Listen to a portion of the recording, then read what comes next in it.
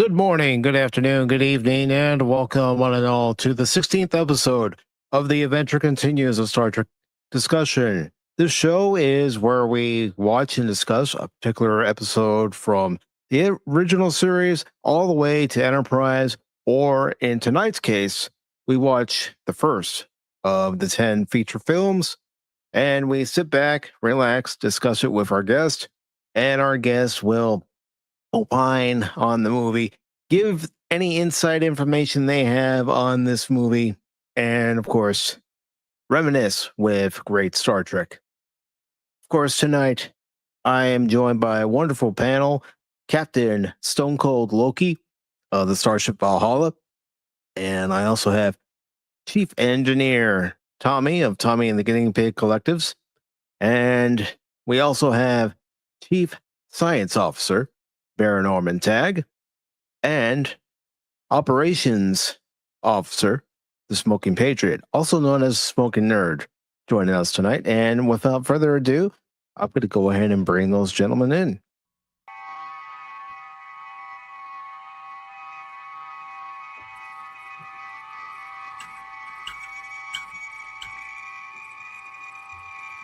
Let's see. Everything where it's at. Hey, why is my button front? What do you do? I think somebody got stuck in the transporter. Why didn't anybody tell you your ass was so big? Sorry. No, it's fine, Loki. Oh, it's a big ass. But, gentlemen, how are you doing tonight?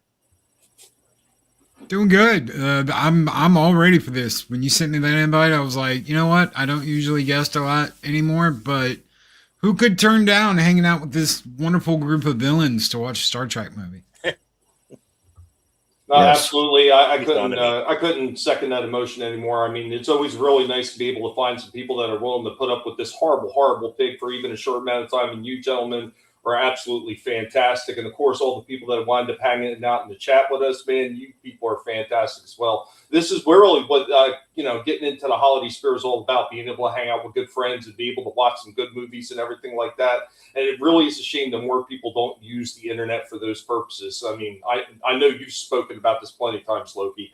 It gets ridiculous what people actually use this shit for instead of stuff like this. That's a lot of fun. And Stripe agrees with you about pig asses. Oh, wait a minute. Did you say big asses or big asses? Because Stripe's right down with his big ass.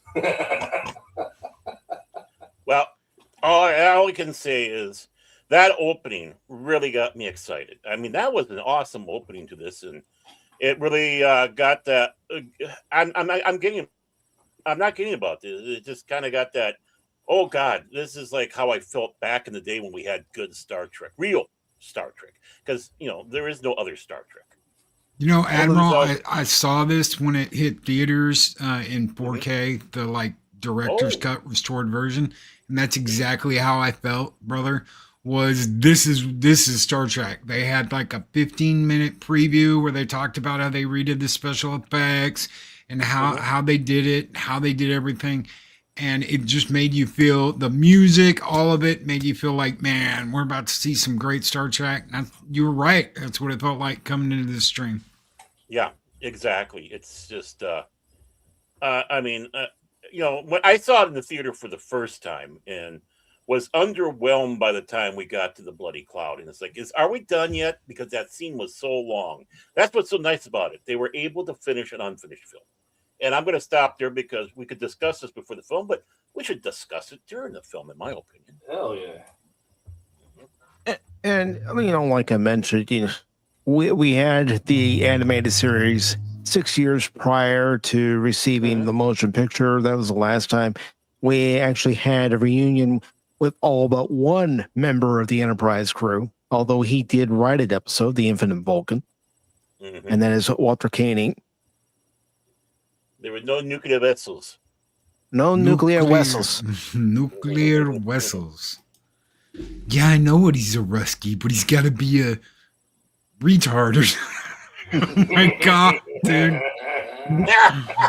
I was gonna say you got to say the line in full effect, Loki. Come on. Well, that was quick. Loki's already dropping the hard R on this stream. Yeah, I know. I mean, it's like a shuttlecraft just flew by and Trump put his head out and called our governor.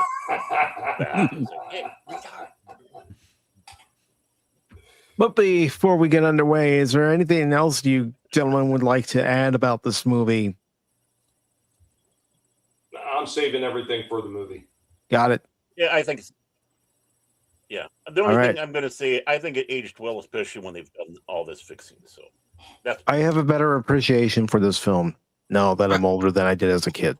I love the fact that they finally gave the director's cut what it deserved. Because I had the director's cut on VHS, and it was better. It's better than, I always remembered that thing with Spock, how he went into the room before he did the jetpack thing. And the fact that that wasn't on the DVD, and I didn't understand why at the time. I was like, why the hell isn't it's like they cut half the movie out. I didn't know I'd been watching the director's cut on VHS all that time. So, All right, well, I'm going to go ahead and hit play over on the Fandango side, and you should all be seeing it shortly on Cosme as soon as it stops doing its thing. It's going. It's going. Boop, boop, boop. Whimsical music. And if anybody has any issues, please let me know. One of the last films. And I have a lot of issues. That's what I'm going to talk. As we're watching the Starfield with the lovely music by Jerry Goldsmith, I do want to say hello to Jill's Atmosphere. It's good to see you. We also have You're Wrong, buddy. Also known as Shane. Hope you're doing well, Shane. Also FKHC 2005, also known as Tim. Of course, Tommy is here.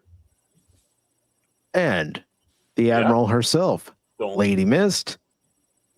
Guardian of the Void. Good evening. Yes. Yes. And we have Joe's Atmosphere. We need her around.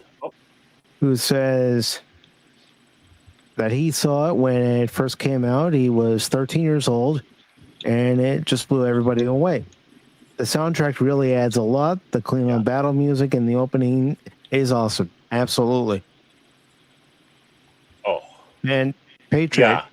That got my attention right All right, am I back? You're back.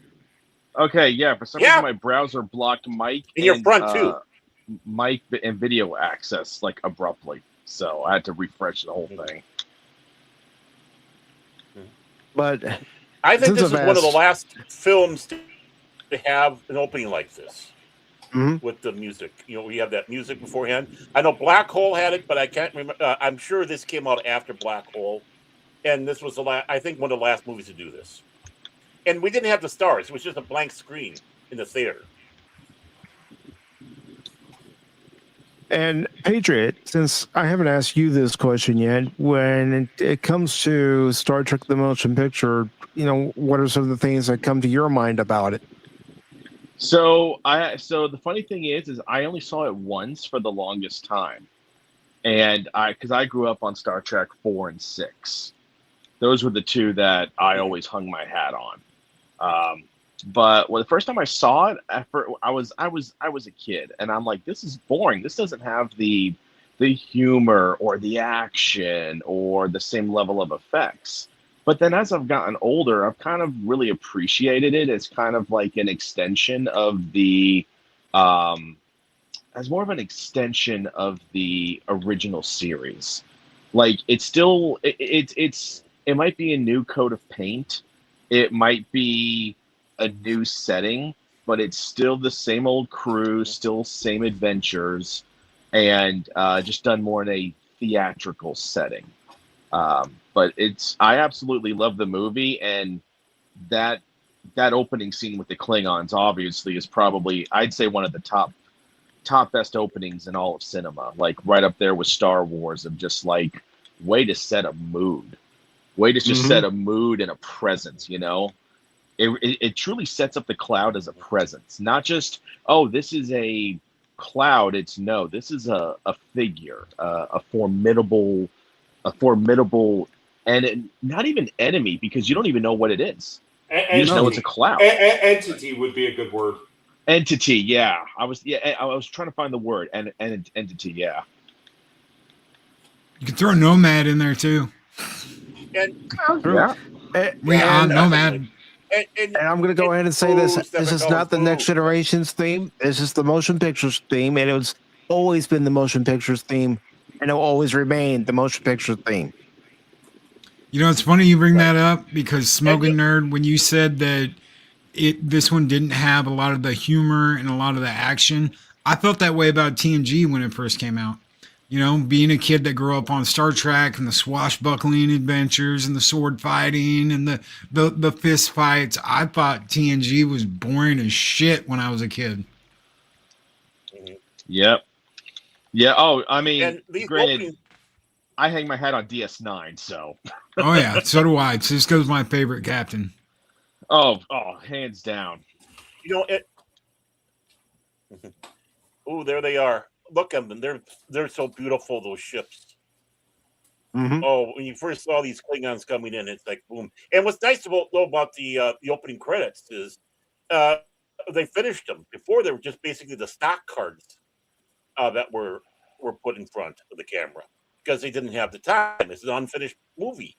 Now it's finished, but look at how they did that. You know, this is not CGI or anything like that. No, practical Just effects. how they did this beauty shot. Yeah, that beauty shot right there.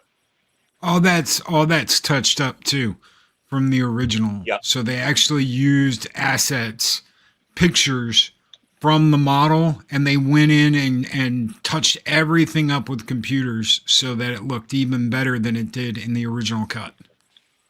So Baron, you were talking about you Taking think out some that of the Black. box lines. You said you thought Black Hole came out before it. Now I know there was a thing when they were creating Black Hole. Disney actually wanted to use Lucas's industrial light magic, and it cost so much. Lucas was going to charge them so much that they decided to create their own production theater that actually did special effects.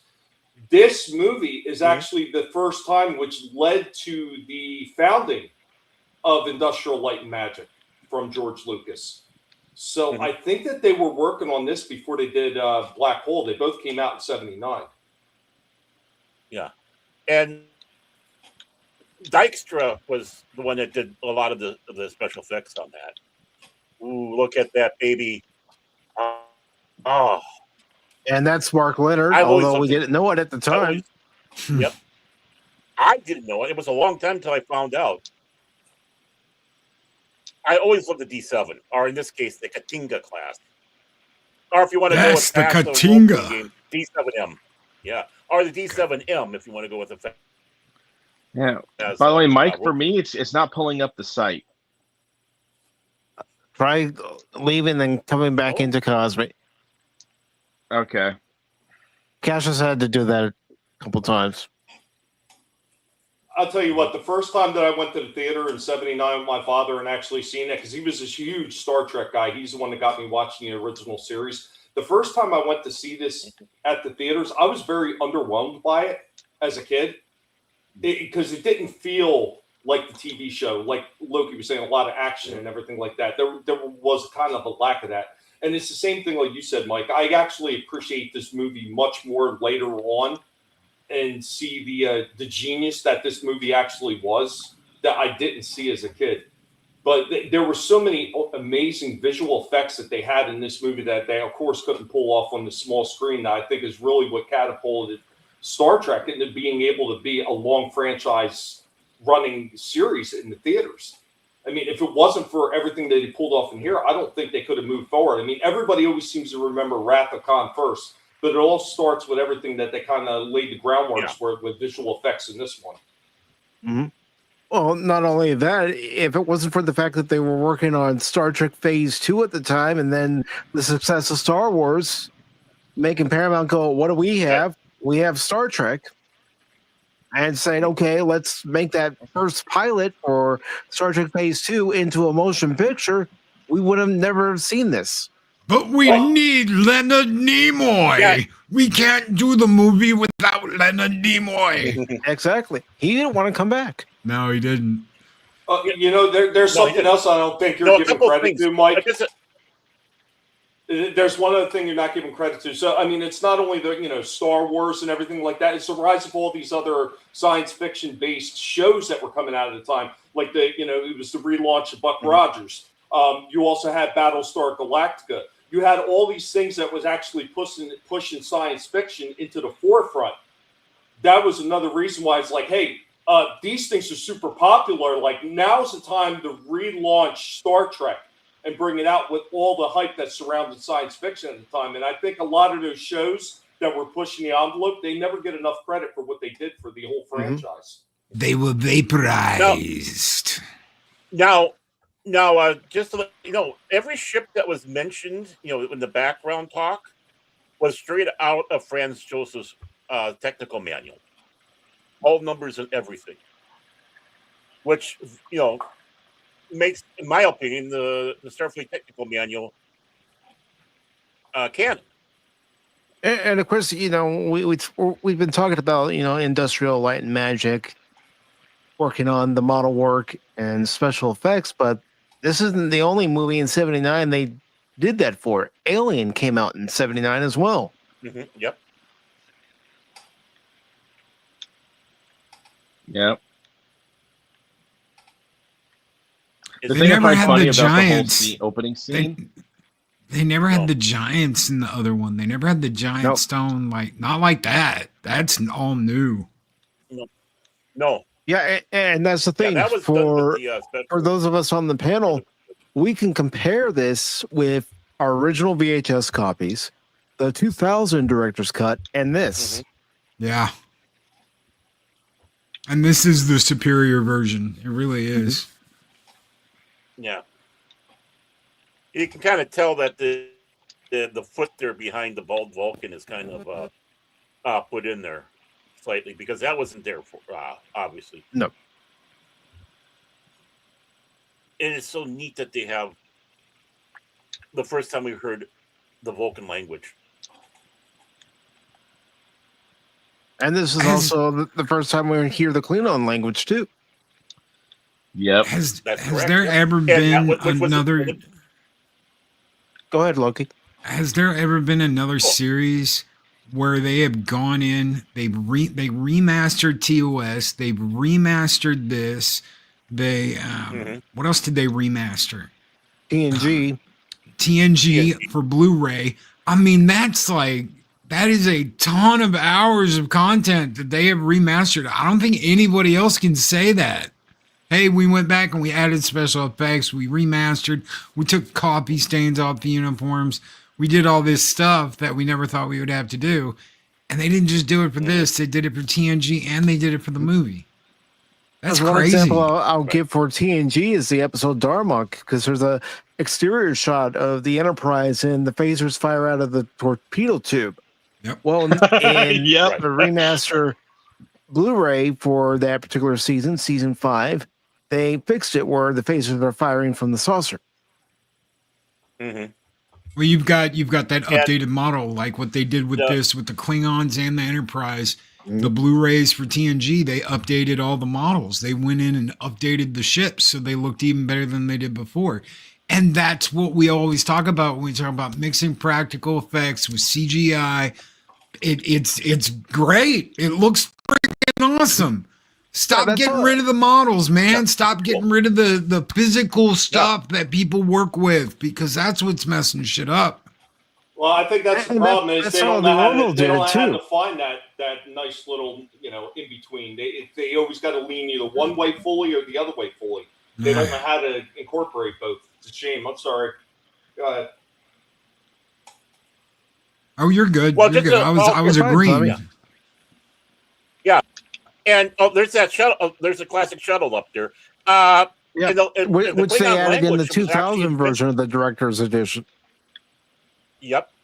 And the Klingon language was invented by Doohan for this movie, and was expanded on, obviously, for Star Trek 3 by I can't remember. Yeah, but he kept it. See, that was the thing. It's like when the Klingon captain in this is like, bah! They kept a lot of that language and carried it over, and then they came out with video cassettes and all kinds of stuff to teach you how to speak Klingon. Yep. The old floppy. Hey, we had a disks. Klingon language translator. Yeah, Klingon language. Yeah. Like here's something something I don't see a lot of people talk about. So they talk, when we go to the movie right here, we see Klingons in a different way than we see in the original Star Trek TV series. Because now you're seeing them with the ridges and everything, where before they almost looked like Mongolians in the original show. And that's one thing that I always did appreciate about the least favorite, it always seems, of the series for Star Trek, which was Enterprise, because they explained that very well in that series. How the Klingons wound up looking like that because they mixed their DNA with Khan's people. Well, they teased that too. They teased that because it wasn't just that. It was a virus too. So they genetically engineered people, and it was a virus. Back in Deep Space Nine, they teased that when they did Trials and Tribulations, because Julian and O'Brien asked Worf, was it genetic experimentation? Was it a virus? And he's like, we do not discuss it with outsiders. So they teased that all the way back in DS9 that they were thinking about that. Well, that was a concept he kind of stole from Fazzo, because Fazzo went out to explain it in their Klingon, supplement, that you had Klingons, then you had human fusion Klingons, which were the ones what we saw in the original series, the Imperial Klingons, which of course are in the movie here, and they also had some Romulan Klingon hybrids. Yeah, because the Romulans and Klingons had a treaty at one point. Concept. Sorry. Mm-hmm. And they wanted to have Klingons that were, no, nothing to be sorry about. Yeah, they had that treaty, and not only that, they wanted to have Klingons that were a little bit more human-looking. Obviously, DS9 for Troubles or Tribbles, where you had one that completely looked human. So, I mean, people were already answering that question before. Like, there's two different races of Klingons. And it's an empire. So, it's like, why do we only see, the Federation, we see all these aliens. Klingon has an empire. Why don't we see the other aliens that got conquered and absorbed in? The TV Klingons could have been that. But, yeah, it's just simple little things. It didn't even have to be complex. Look at that go. People, believe it or not, people complain about this scene coming up here. They say it's too long. It's like, how can you see it? I was going to be funny, but I decided not to. But I was going to grab a magazine when we see the Enterprise. It'd be funny with the way I'm looking at it. No, this was perfect. This set up all the movies after that. Mm-hmm. I always liked it when Doohan had the mustache. Too bad he didn't have it for the original series.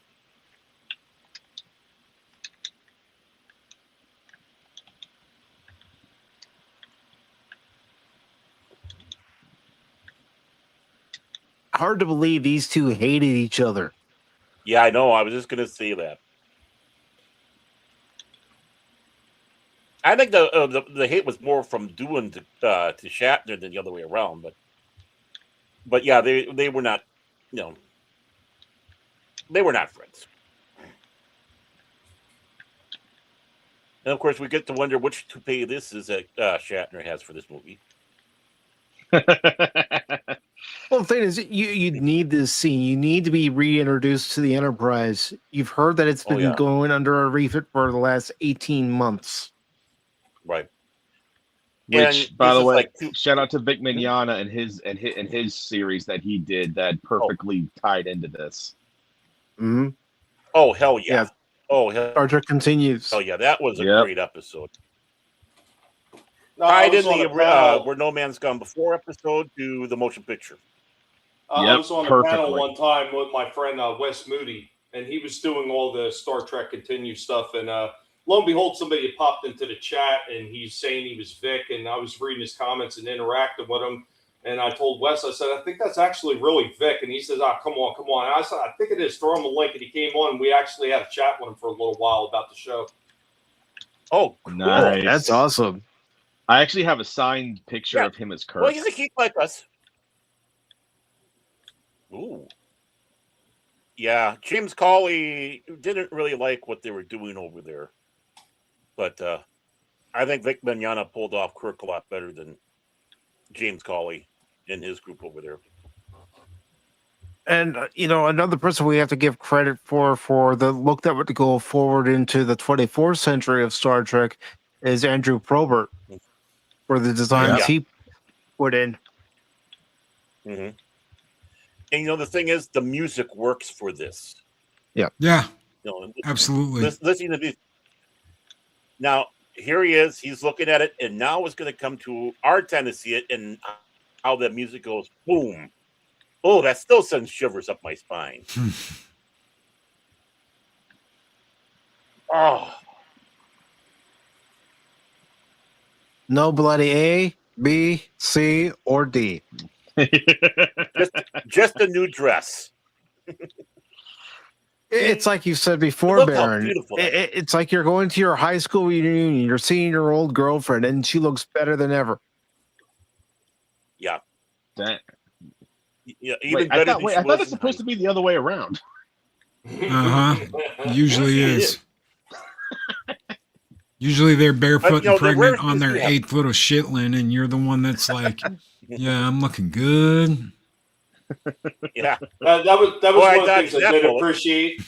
That's one of the things I did appreciate when they did this movie. So they took the original concept of what the Enterprise looked like, and they didn't change it a whole lot. Now, I really did like that. I mean, they could have went in a completely opposite direction and made so many changes that it was barely recognizable to the old ship, but they definitely cleaned up all the lines on the model. They were going to change the design of the Enterprise. They were. Their concept art. In fact, Discovery is one of the Star Trek, the motion picture designs that they had. At least it's very close to the design they had for one.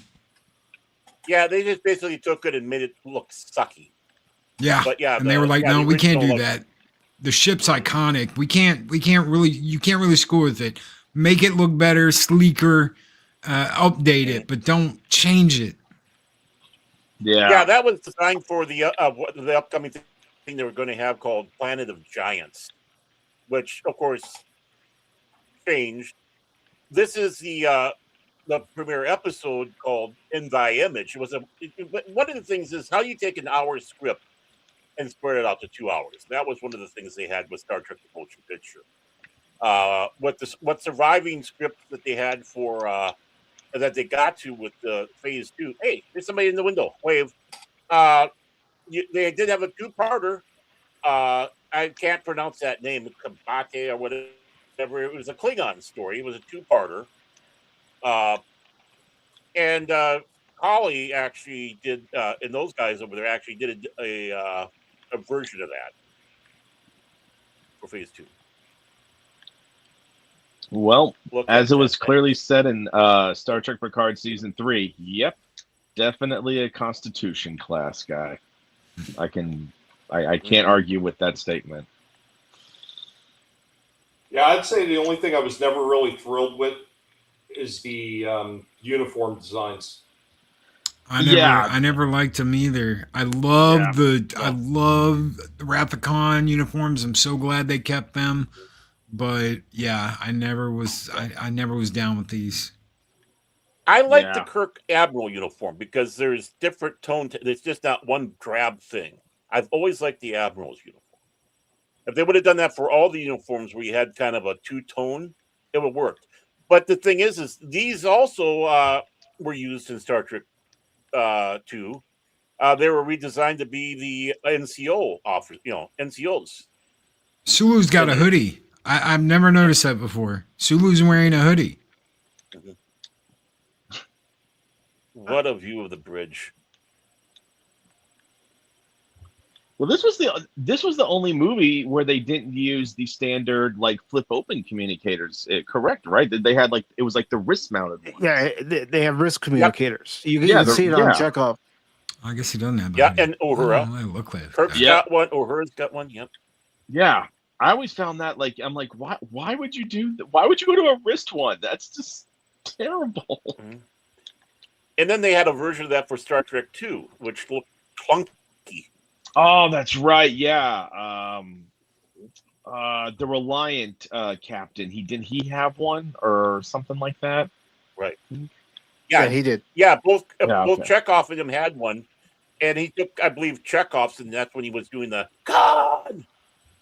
Oh, that's right. Yes, This was yes, one of you the are scenes correct they there. added in. Yeah, this is one of the scenes that they added in with the when it went to television. There we So go. speaking Let's of walk those the luggage.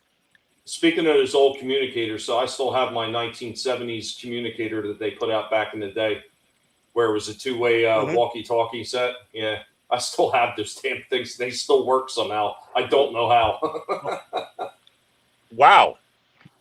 Consider yourself lucky. Well, my father was a bit What's of your a 10-foot hoarder, range? so he kept everything, and he kept everything in the original styrofoam containers and everything, so it was well protected throughout the years. Guilty. So they've got an L-shaped warp core that's horizontal and vertical. You don't ever see that in any other Star Trek. Just this movie. Yeah. Well, Oh because no, they like have it the in size of the Wrath-Con machine too. had. They have because they bring that door down in Wrath-Con and it like shuts it off. Right. But I mean, you don't see it in on any other ship. Just this one. Right. Well, even the layout because of engineering, it's a layout that's carried forward for Next Generation in particular, and also used for Voyager. And they add different compartments to it, but what you're seeing here was the foundation of what engineering would look like going forward. Yeah. Right. Yep. That's And those definitely that looks like a TNG hallway behind him. Look at the metal plates on the side. That looks like a damn TNG hallway. That's because they took him and redressed him. Oh yeah. I mean, the reason why it's such a big engineering core, they had a budget and they had the space. When it came to Next Generation, Roddenberry purposely put in a little scene where Picard walks into the engineering department. He did that because he felt if he didn't do this now, they would not let him build an engineering set later because of budgetaries. But of course, the size of the set, where you're working at, you didn't have that, that long length. So that's where it just got the up and down. Commander. Poor Captain Decker. Wait a moment. Boo! So is it canon that he's the son of the Decker that's in Doomsday Machine? Yeah. Okay. That's what I thought. And that's why Kirk kind of looks after him. Right. Because he still feels guilty about what happened to Matt Decker with the Doomsday Machine. Right. Grace Lee Whitney. One thing I like about this uniform, at least on the women, it does heighten their physique.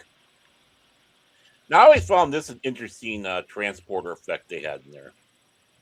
And Kirk gets his yeoman back, his blind yeoman. Now, transporter tech. I'm just saying, the way those uniforms look to me, Ralphie from A Christmas Story in the bunny outfit wouldn't look that much out of place. No, he wouldn't. It was one of the things that Roddenberry wanted that was a complete flop, and he hated the monster maroons that were used in Star Trek 2 on. He did not like those uniforms. Oh, he thought they were really? too military. Yeah. Oh, I yeah, because he had the hard on for too military. Those uniforms are iconic. I mean, look, I wasn't a big fan of Discover. I think it was Discovery season. I think it 2 with Pike. But when he sees himself in the ruby red outfit and everything, I'm like, oh my gosh, that is like the perfect updated version. Still iconic, but just slightly updated. Oh, I'm like, geez, why couldn't we? Yeah. But what's nice about those uniforms is they were so nautical looking. It's like, hey, these are ships in space. Let's make them look like, Captain Hornblower was one of the inspirations. Let's do that. That's one of the reasons Nicholas Meyer went with those uniforms. And of course, these uniforms, even we addressed it, obviously the security uniforms were untouched through the whole thing. Just minor modifications, but these getting turned into the NCO uniforms.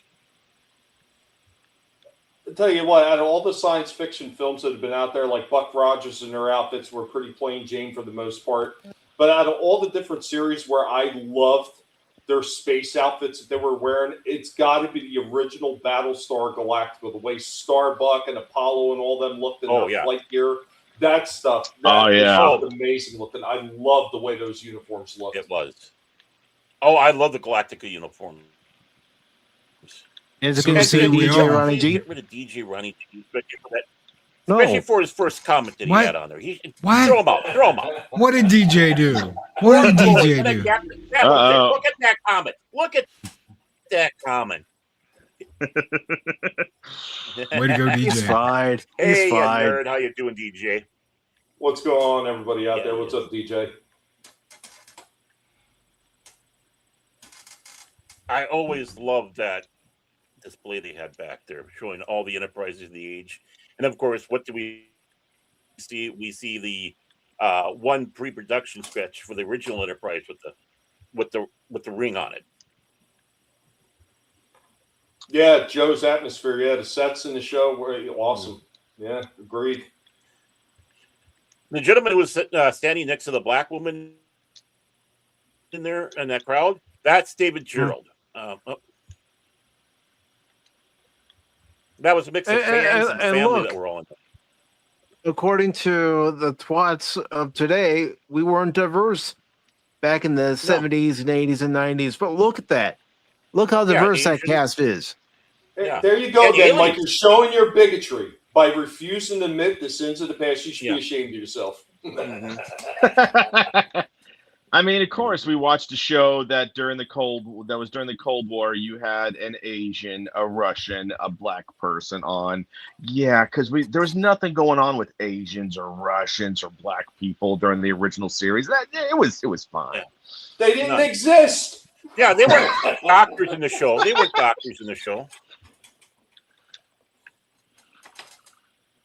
Actually, that's the one thing that saddened me is that Mbenga didn't get more pop-ups in the original series, just the two.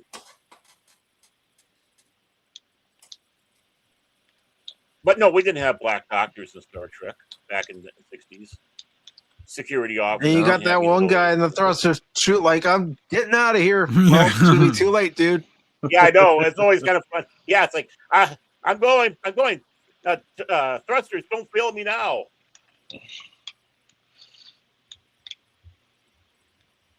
But you know what I also like about the score for this movie is that Jerry Goldsmith threw in some music that sounded like it could have come from the original series.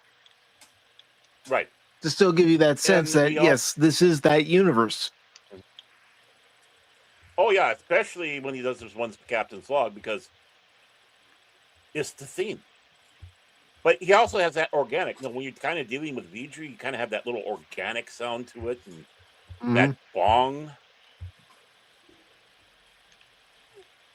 There's that crackhead. He looks like a crackhead. You see his eyes? They're just...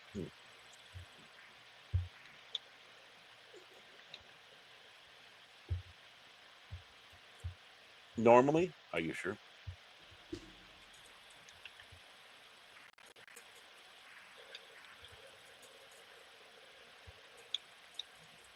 Also known as Decker's like bounce chicka wow wow. Right. I mean, this was all Gene Roddenberry took all this for the Riker Deanna Troi. You know, what he had going on with the phase 2 would have happened, that would have happened in there, basically.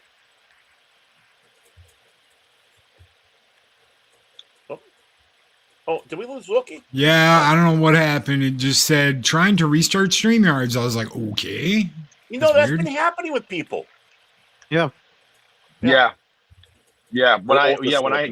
I had to go get off of Discord and open up an actual browser tab to just even be able to be on right now because it was StreamYard's acting foolish. Yeah. Wow. A lot of resource hogs at the same time.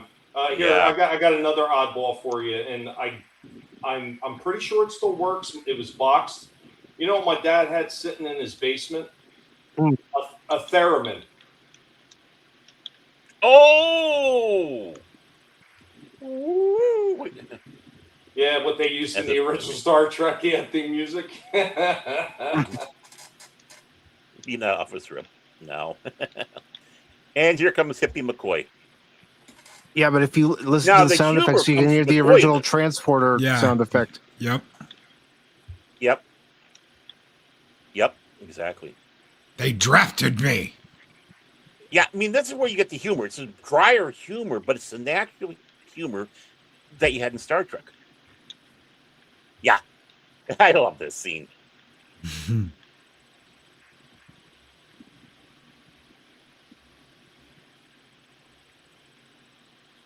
He lied to him, actually. They didn't. This is you. Well, I think where Bones' character and his drier humor works, it feels more authentic. It feels like something that somebody would actually have in a normal conversation. Mm-hmm. And, Right. and honestly, just can shows any of the us skill can that- any of us see any other actor playing Dr. Leonard McCoy other than No. DeForest Kellett? No Oh way. no! Oh no! Even in the first, even in the what was it the first episode of TNG, when you see him walking with Data, it's like he never left the role or anything. It was just like perfect. What's so great about not having died? I don't see no points on your ears, boy, but you sound like a Vulcan. Well, she's a good ship. Got the right name. You treat her like a lady, Yeah. she'll take you through. Always will. He starts bitching about the sick bay. They changed I know everything. engineers. Oh. Yep. Hey, Tree Rock, how you doing? Look at that bridge. Yeah, I had to approve this Oh, message. you're actor. Cool.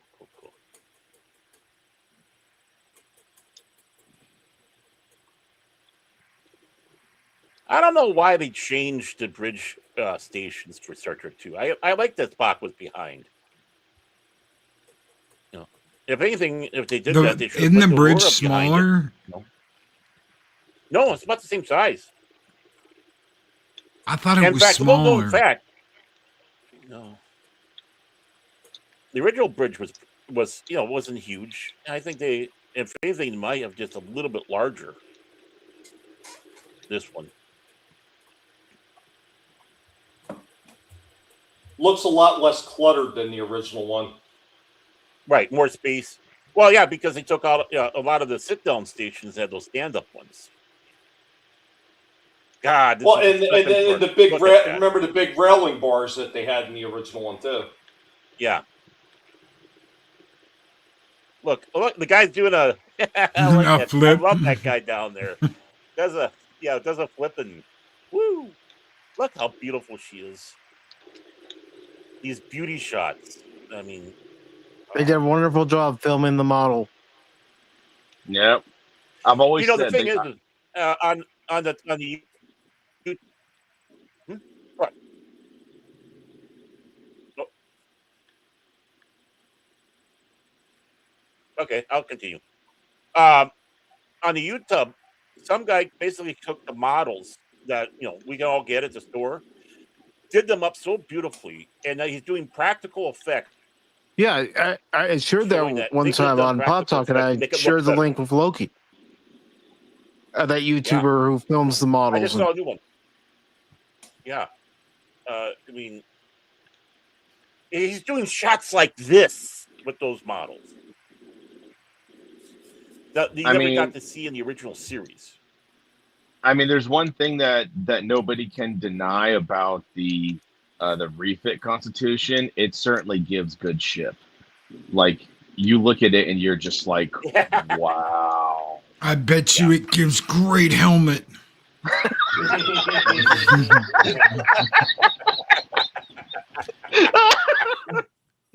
Okay, that was so aptly timed. I'm not gonna lie. Yeah, it was inappropriate, but aptly timed. Perseus Kabata makes bald look beautiful.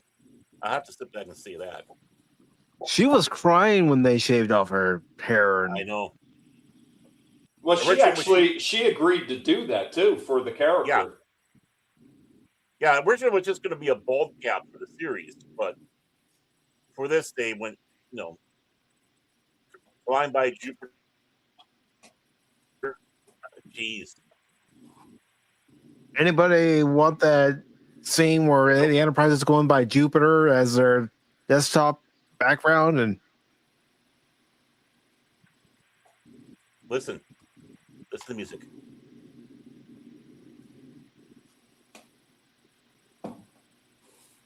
The original series theme song in there. That's why he was so brilliant with this music.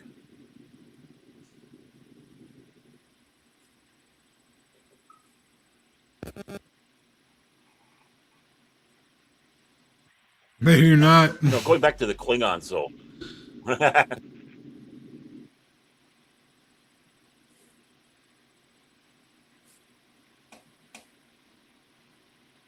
You're welcome, Joe, and I'm praying for your mother. Yes, definitely. Oh, sorry. Oh, and the sound of Scotty talking like that, it just brings back memories. You push. Hope your mom's okay, Jose. Thoughts and prayers, buddy. I love that they have the helmets to put on and everything. Jimmy Doohan said that when he saw that engineering scene, he goes, "Now this is an engine room." He loved that engine room.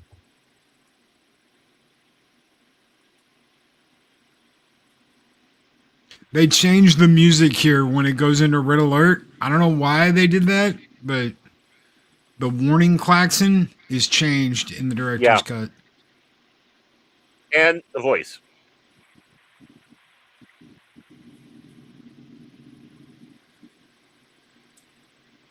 Kind of going back to the Klingon. So I prefer the motion picture because obviously they changed it between motion picture and Star Trek 2. I like what we called the lobster head. Back in the day, we called the lobster head Klingons and the turtle head Klingons.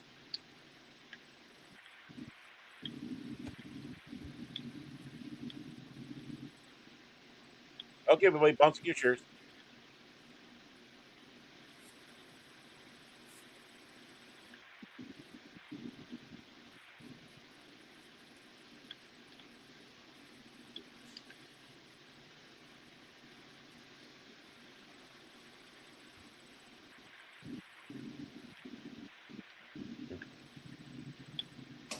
It's a turd. No. Spoiler alert, it's an asteroid. It's a giant hemorrhoid. I get these hemorrhoid. That's a polyp. That's a polyp out there. That's what it is. And correct me if I'm wrong, this is the only time we ever see in any Star Trek movie or TV show where you actually see a loading screen for the torpedo loading sequence. Mm-hmm. Yeah. I think this is the only moment ever.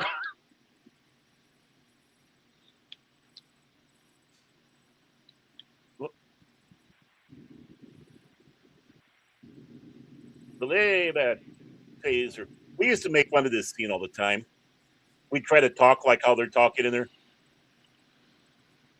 Oh, I just did it by talking to a fan. People I hung out with. Oh yeah. Oh, P-toes. Away.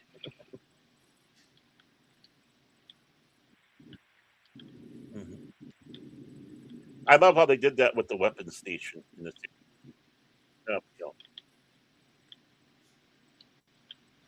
Or it's an asteroid and not a kidney stone? It's a polyp. Asteroid. And these are still the effects that they had back then. Look how good they are. Mm-hmm. They hold up.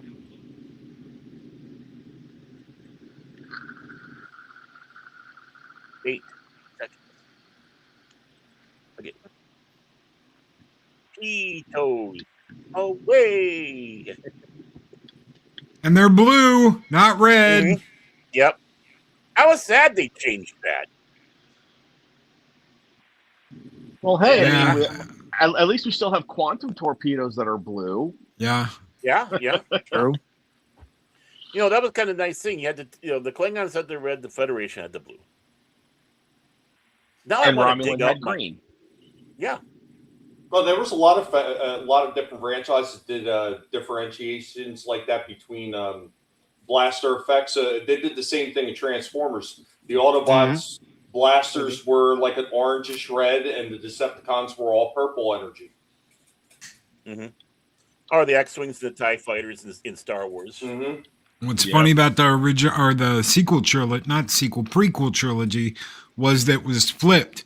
The Separatists were the ones using the red, and the Republic were using the blue and the green. Yeah. Right. It was supposed to be foreshadowing. Yeah. And even this one scene here with McCoy delivering that line, it's that dry humor. I think something when you were a kid, you didn't necessarily grasp onto, but now it's like, yeah, there is humor, but it was kind of above some of us at that time when we saw this in the theater. Yeah. Like I was saying earlier, I didn't grasp it fully when I was what, 8, 9. I didn't fully grasp it. But when I saw it like a decade later, I'm like, okay, I actually get this now. I was kind of like the opposite. I got it, but then again, I was a weird kid because growing up, I really enjoyed the living shit out of MASH. Oh, yeah. Which was an oddity for somebody as a kid. Oh, yeah, I watched it as a kid, too. I mean, I watched Sanford and Son as a kid, so. Oh, yeah, that, too. Well, for me, this wasn't even the first Star Trek movie I saw. The first Star Trek movie I saw was in the 4th grade, and that was Star Trek IV: The Voyage Home. Yep, that was actually the very first one that I saw. That Star Trek movie I ever saw was 4.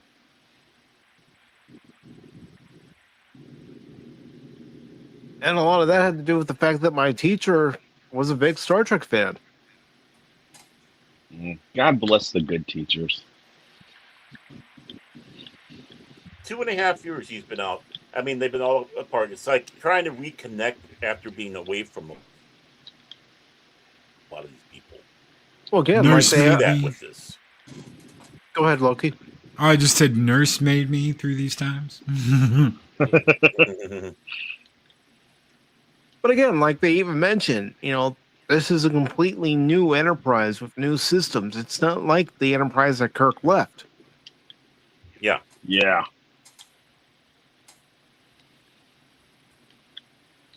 You may be right, Jim. Oh, it's so sad when I heard that she passed.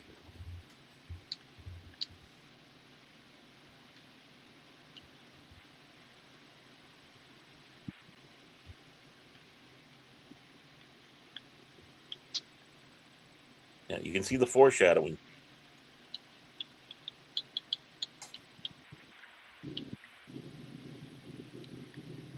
No. No. Go away, you creep. I know what you do. You just want the punani. Yeah. But to boldly go where no man's gone before. He wants Bob's and Vagini's.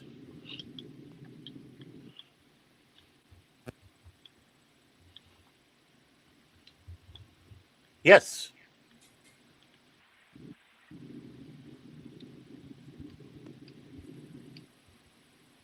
I like how they have the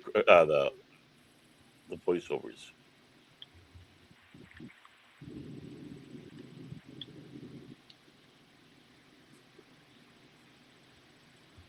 I wish they would have kept that for Star Trek 2.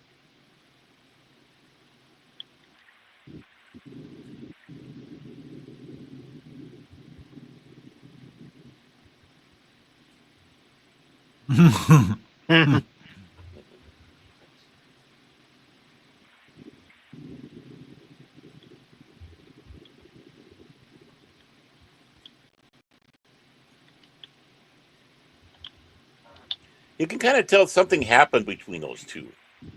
Yeah. But we don't know No. what. Yeah, exactly. But of course, it gets all settled, as obvious time. I love that scene right there, how those doors close on him like that.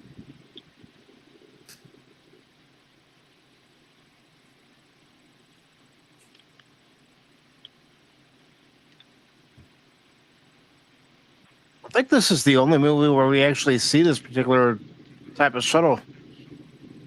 Yeah, because that shuttle has warp drive. The normal shuttles don't. So that's why it was like that. Yeah, it has that warp sled. No. Yeah, that part there is what the shuttles were supposed to be in this movie, which I'm glad they did kind of change because it just didn't.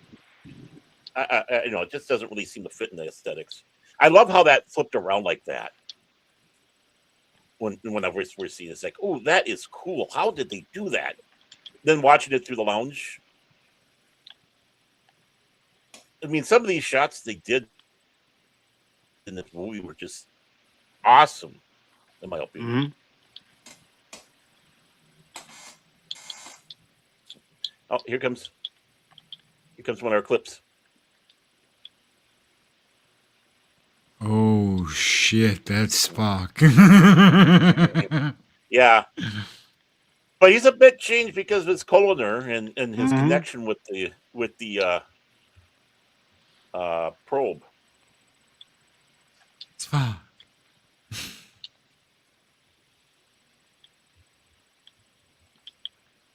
He's the one that's having the hardest time to acclimate himself back.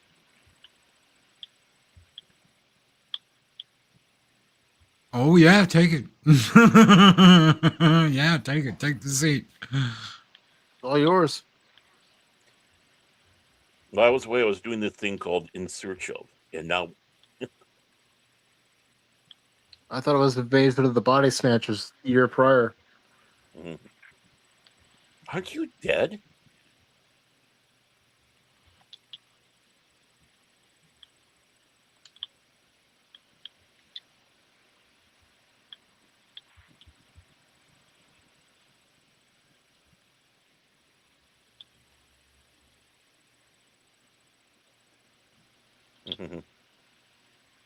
Oh. And you are?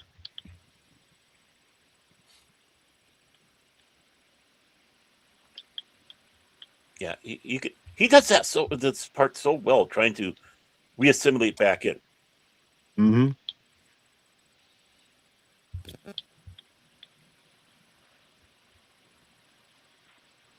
It's like he's evolved because it's not in the series. He's more like, I have to keep this human part of me controlled, and in this, it's like, oh yeah, that shit just doesn't exist anymore. I've gotten rid of it all. I don't need it. Yeah, I'm 100% Vulcan now. Yeah, the coloner is supposed to do that. It's supposed to be the special art that is rare. Not many people, Vulcans, I should say, do that. And of course, it's the basically flushing of all your final flushing of your emotions.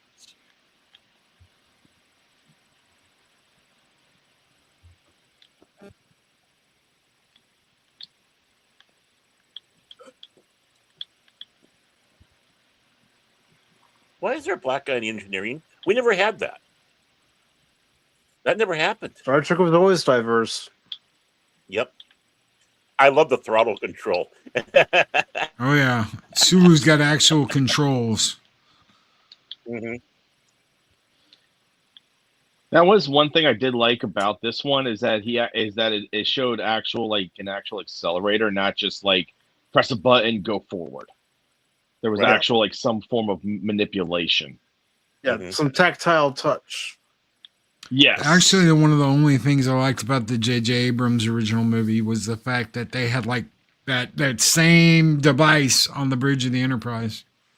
Yep, that's true. And then they had to make a parking brake joke and screw it up. Of course. Oh, don't get me started on that. And of course, no. None of that stuff exists. We're enjoying our life here. Of course, the shot that we're seeing outside of the observation windows, that was actually added in the 2000 version of the director's edition. And I loved it.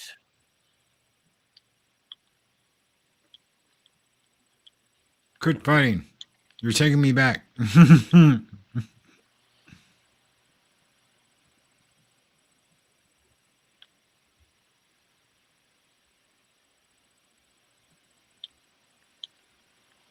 Yeah.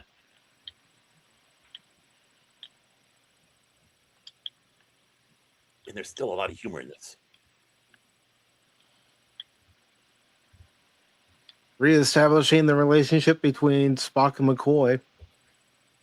Would you please sit down? Yeah, sit down. That's so funny. I don't care. That is right there with you, Baron.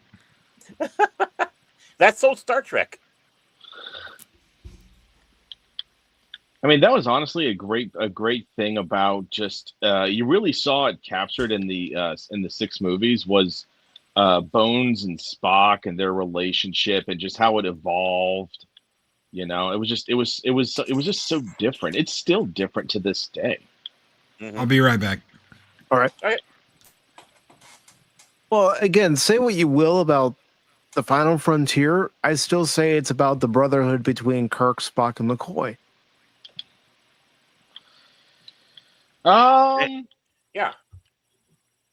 Yeah. Well, I mean, honestly, when I look at Final Frontier, I just keep going back to like what I heard Doomcock say a couple of years ago was just that it's basically, if you think about it, it's like a dream sequence. Mm-hmm. If you watch it from that aspect, then the movie you're like, oh, okay, totally get this. Mm-hmm. And Joe's atmosphere over on the Cosby side of saying Voyager is flirting with Spock. Which is true. That's where Spock's mind's at. Mm-hmm. He's close to pure logic, communicating with pure logic, and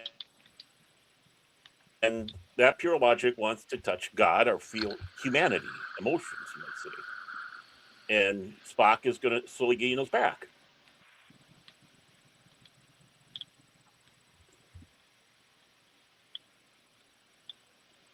How impressive that looks as they're running it. Oh, red alert. Now, originally in the theaters, this is the part where I got lost because the original Let's Go Through the Cloud scene was just too damn long.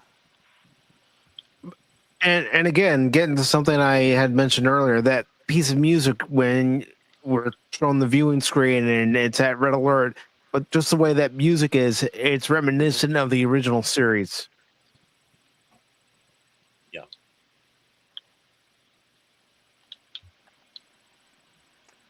Goldsmith knew how to do it properly. Yeah, he did. And welcome to Orc War Chief Reviews. Welcome. Oh, hi. If you'd like to watch the movie along with us, the Cosby link is pinned to the top of the chat. You're more than welcome to. Yeah.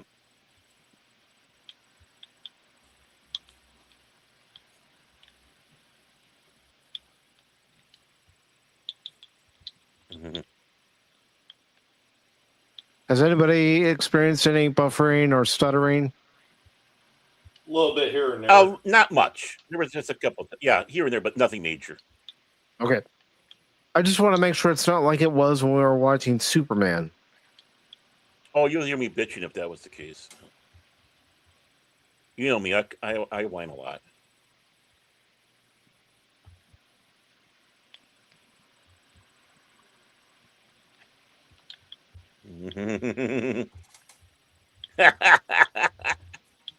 It's true. That's the duty of any first officer.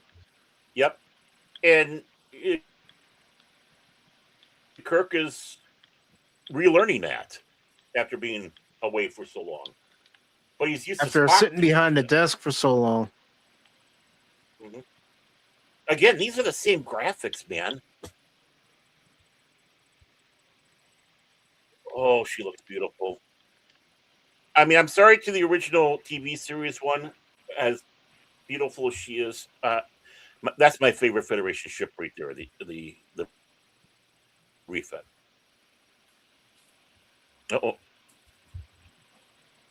He's having logic sex with Beecher.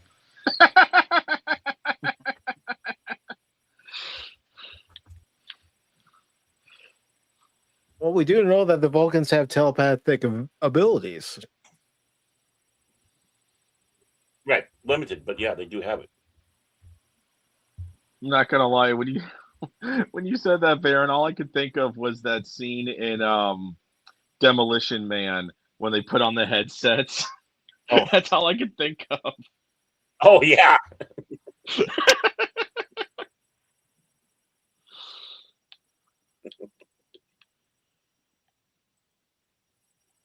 Here comes the.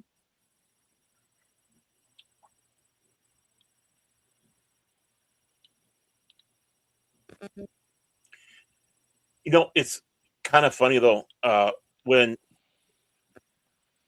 Horner did Star Trek 3, he didn't want to do Goldsmith's Klingon theme.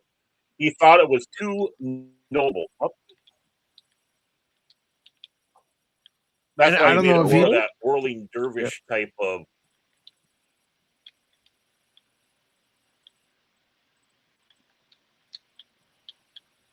But what I was going to say, I don't know if anybody heard it, and it's shot in engineering, the Wilhelm scream. Yep.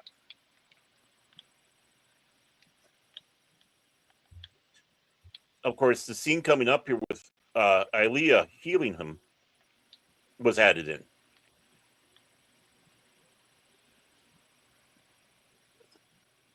Yeah. Yeah, this was all added in 2000. It makes you wonder, why did they cut these things out? Well, also remember when it came to this film, trying to meet its release date back in '79, a lot of the reels were still wet. Yep. But this is a great character building scene here because there's a mystery to Ilea now. It's like, what are Daltons able to? And it also gives Chapel a little bit more screen time. And War Chief Reviews says about Demolition Man, fun fact, excuse me, is apparently the cast of Demolition Man still get asked what was with the 3 seashells to this day. I don't blame them. I'm sure everybody was wondering what is up with the 3 seashells. I'm thinking bidet, but yeah, who knows? You know, I had the honor of eating in a Planet Hollywood when it was here at the Mall of America. The pleasure of eating underneath the naked form of Sylvester Stallone in that ball from that movie. Oh God! I'm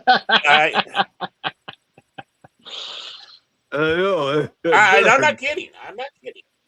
And the whole time, he thought he had the time of his life by Green Day was ringing through his head. He didn't tell you that part. Yeah. Well, they did have a mouse droid in there on display from Star Wars. It's just all of a sudden, boom, it's gone.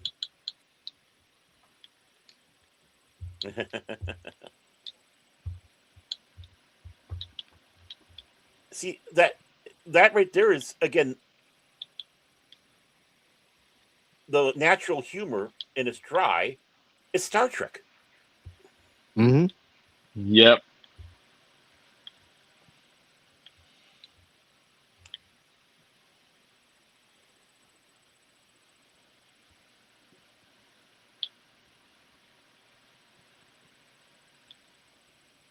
And War Chief Reviews says that they're actually going to watch Judge Dredd Sylvester Stallone on Tuesday. Nice. Oh, cool. Nice. You know, I am the law. And I'll even fight Pops on this. I think that is the perfect Judge Dredd film up to the point of when he takes his helmet off. I hated the moment he that takes the movie. helmet off, you can stop watching it. I hated that movie. Because I grew up, reading all the old Judge Dredd comics, and it didn't feel like Dredd. It felt like Stallone pretending he was Dredd. That's why I enjoyed the one with Carl Urban so much more, because that actually felt like Dredd through the whole movie. Yeah, Carl Urban insisted on keeping the helmet on. Yeah. We did see him without the helmet in the beginning, but a la 2000 AD style, from the back and only a shadowy figure. Which is, boom, that was pure 2000 AD right there. The thing I wish is you take the urban, urban 2012 Dredd and had the sets from the Sylvester Stallone one, because I think they had Mega City 1 correct in the Dredd film, or the Judge Dredd. Wow, it just didn't feel like Mega City 1 in Dredd. I get what you're saying. I still like the Mega City one that they showed, because again, it was a more, I guess, modern take on it. So it's like I get what you're saying. Like, Well, I'm not saying that the one in Dredd was bad. It's just for me, I kind of wish they had that scene, because it was always weird architecture in the comic books, and that's what they're trying to do with the Judge Dredd film. Which is something I can give praise to. Right. And of course, that first sequence where basically took the Block War storyline and put it on screen. And Orc War Chief Reviews brings up a good point. Sylvester Stallone's Judge Dredd isn't a good Judge Dredd movie, but it is a good Sylvester Stallone movie if you like action. Yeah. Yes, I think that's a very apt description. Well, I think you could also say the same thing about that first Punisher movie we got with Dolph Lundgren. It wasn't a good Punisher movie, but it was a good Dolph Lundgren action movie. Right. I've only seen the scene where where there's a bunch of ninjas standing around him and he fights ninjas. That's all I've seen of that movie. Other than that, I've never seen anything else of the Dolph Lundgren one. Probably for good reason. And here's something a lot of people don't know about this movie. When it was first released, until up to they did the 2000 cleaning up and basically finishing it, the movie was rated G. Yeah, it was the only Star Trek film to be a G-rated movie. I don't have my camera hooked up at the moment, but what I'll do after the stream is I'll take a picture of my VHS, the back of it, and you can see that it says rated G. I mean, I believe you. I mean, oh yeah, there's stuff that was rated PG-13 that would be clearly rated R today in movies. Then, well, even back then as a kid, seeing it rated G confused me. It's like, this is a G-rated film, but it's an intense film. Yeah, I mean, I love how they shortened all this up. Yep. Because I'll admit, when I first watched this movie in VHS form, I did stop the movie during this part. And then I picked it up a few days later, and because as a kid, I was bored by it. Yeah, I mean, in the theater, I was bored. When they got to the cloud, literally, I was sitting there going, are we done yet? It's like a lot of the awe that I had from previously had sunk. Yeah, I definitely understand that point. But now that they shorten this up like that, and of course they improve the effects, it's like, oh wow.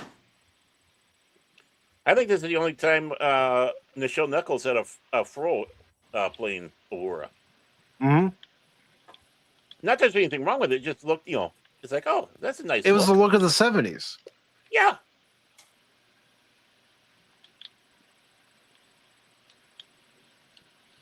Yeah, because I think in the rest of the movie she had almost like a little mini fro kind of thing going on in a way. Mm-hmm. Wasn't it like a little mini afro kind of thing or something like that? Well, I'm She not had familiar a with it. she I had don't know like the hairstyles. she had like the soul glow thing in Yeah. Search for Spock. Yeah, no, yeah, that the soul glow. Mm. Oh my gosh.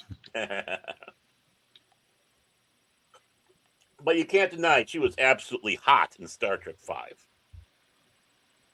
To be honest, Star Trek 1 and Star Trek 5 are the least viewed for me amongst all of the 6. Oh, yeah. But when she's Although- doing that fan dance out in the middle of the desert like that, and she's supposed to be nude behind her, and you can see the legs and all that, it's like, Oh yeah. and she wanted Oh it. yeah. Yeah, and she wanted to do He worked that out because, yeah, to do that scene. mm-hmm. She wanted to show off, and it's like, okay, Star Trek V just got a little bit better now.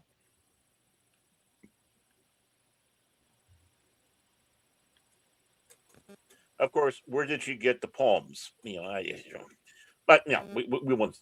Yeah. Well, I mean, why did Star Trek have like shields?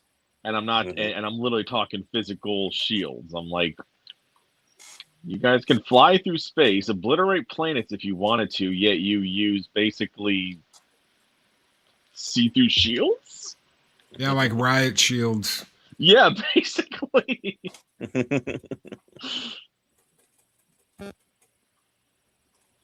Star Trek Ice. Yeah, okay. Star Trek Ice the Kitchen. Because the only good Klingon is a deported Klingon. Boom, boom, boom, boom. You're an unauthorized Tellarite on this planet. We need you to get off here in 24 standard hours.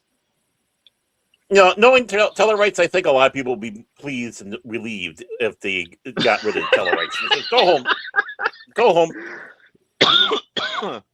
I mean, maybe it was a Tellarite reporter that was asking questions to Trump. That's why he said piggy. I mean, I don't know.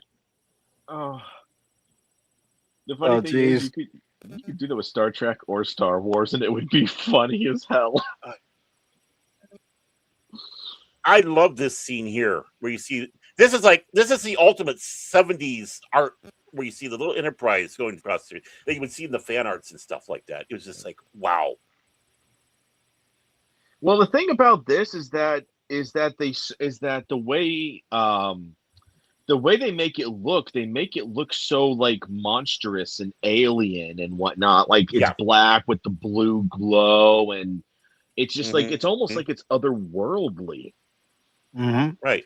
Well, one of the fan theories for a while was that Voyager encountered the Borg.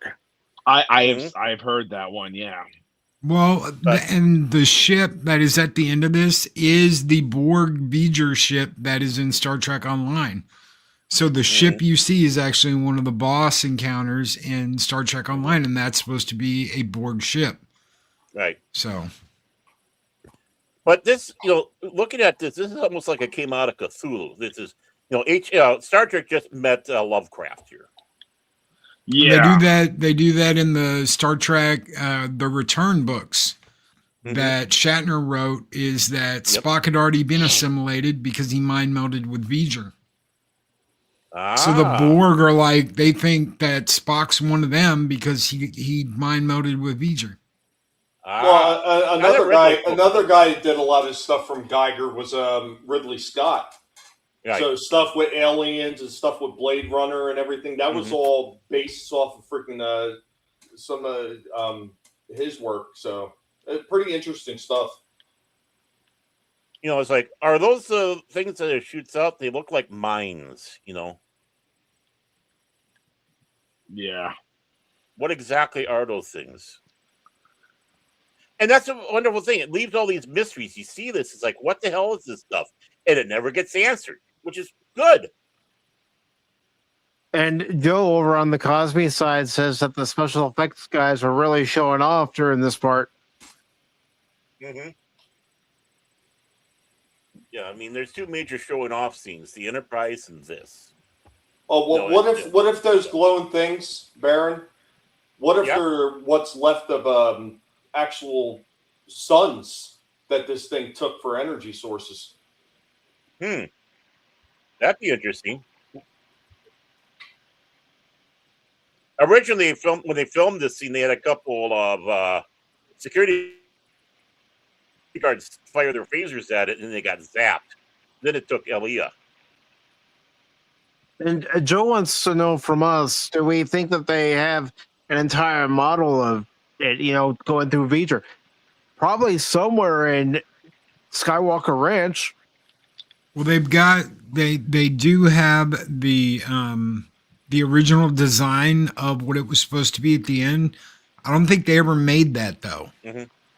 They made part of it for some of these scenes, but they never made the whole ship, the whole Voyager ship. Right. But they did have the design. They did have it all drawn out and designed and all that. They just never made it. I bet you somebody did a fan version of it. Oh, somebody did. Well, I mean, you see it in Star Trek Online, but basically with the design. But not seeing the whole Voyager ship, I think, works because just going what we saw about how big this ship is, and how mammoth it is. It's just like awesome. And I do have to correct one thing. I don't think ILM had anything to do with this. This was a project that Dykstra when he left Lucas after Star Wars. Of course, he went on to do Battlestar Galactica. But I thought it was ILM and Andrew Probert who had a hand in designing the Enterprise that we see in this picture. No, it wasn't. I'll look it up, Aaron. I'll look it up. On it. Yeah, you go ahead. Yeah. But ILM hated this model. They were so happy to destroy the Enterprise in Star Trek 3. The big question is, what do they see in Ilia? Yeah, I never understood that. Like, why her specifically? Well, there's only two people on this ship that are unique, and that's Spock and her. And Spock hit the keyboard, so. Well, that's true. Yeah. You got Madam. Hey, Mike. Yes. The regular private chat on the StreamYard side, there's an Etsy model that somebody made. Oh, let me take a look at that too. Yes, Industrial Light and Magic did work on Star Trek: The Motion Picture. Yes. Oh, to what capacity, I wonder? I am reading that information now. They began their work on visual effects for the film. Let's see.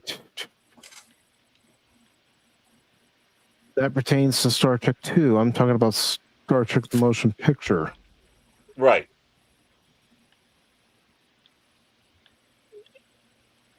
Yeah, because they took over for Star Trek 2 on. And of course, Star Trek 5 they didn't do because ILM was very busy. But this was Dykstra. Dykstra left ILM. He went to Battlestar Galactica. He left Glenn Larson because he was promised to be able to direct episodes. And that's Kirk's. You could almost say it's Shatner's daughter. No, that's his wife at the time. Was it his wife? That's his wife. His daughters were in Star Trek 5, or there's one daughter. Okay, when she's the yeoman with the notepad, the log. Yeah. Okay. And this you can almost say, Baron, even with Industrial Light and Magic not having worked on this, but through Dykstra, kind of through proxy, they kind of did because the techniques that he learned over there, he brought over to this film. Exactly. I mean, basically, like you said, the talents that he learned over there and invented. But yeah, then he went on to do this Star Trek: The Motion Picture after Battlestar Galactica, because Glenn Larson was a bit of a douche. James Gardner punched him out one time. No, true story. He showed up on the set of I think Rockford, and he was known for going around and stealing scripts and ideas and such like that. And Gardner saw him, and he just decked him. That's why they call him Glenn Larceny. But we got a lot of good stuff out of him. I mean, I've heard of it getting heated at times, but damn. Well, this is James Gardner. I mean, he was one of those old time rough and tumble guys. Oh, that was a different era too. Yeah. This is a different era. They'd settled up with fisticuffs if they needed to. Well, I found another one, gents. This one's a little weird. I'm not sure if this is supposed to be the full thing or not, but check that one out. All right, I'm going to bring them up on screen here just a bit. Yeah, that's the.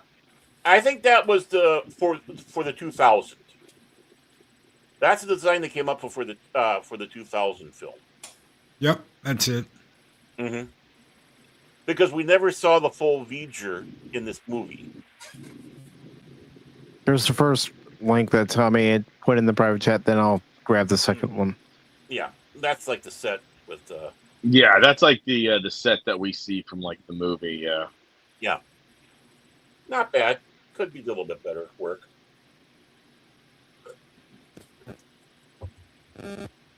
They're trapped. It's a sphincter.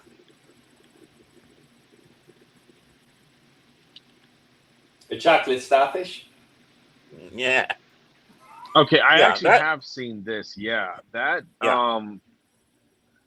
That's the ship that's in Star Trek Online too. Right, and that was the design. And they designed it for the 2000 director's cut. So, you know what's funny is that ship actually, if you put it up next to an aquatic ship from Star Trek Enterprise, it's similar designs, very sleek, almost marine-like. Right.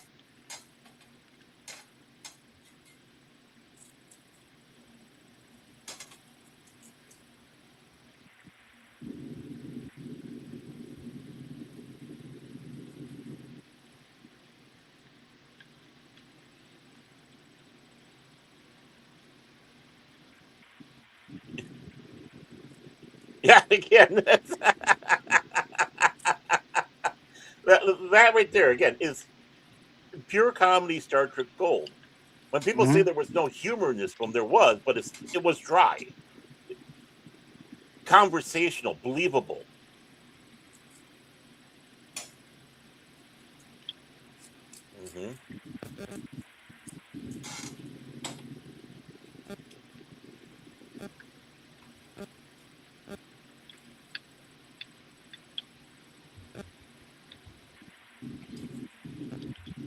I don't want you to look at me. I'm changing.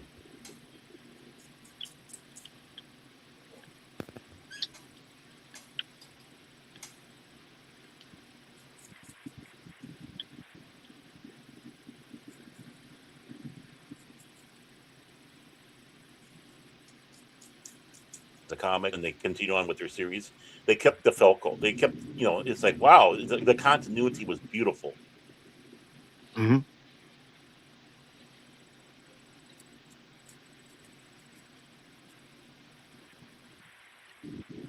Now, the outfit that Kirk is wearing isn't so bad, but again, it's like that two-tone. He's got the white top and the darker pants.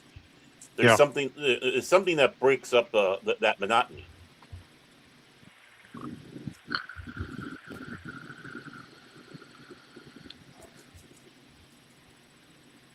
First time we see the sonic shower. Yep.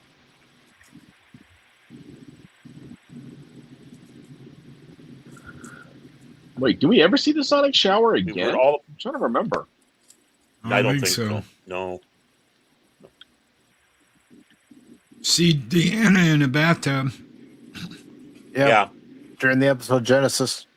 Mm-hmm. Oh, okay. This, this is basically, in this film you had the first and onlys with Star Trek sometimes.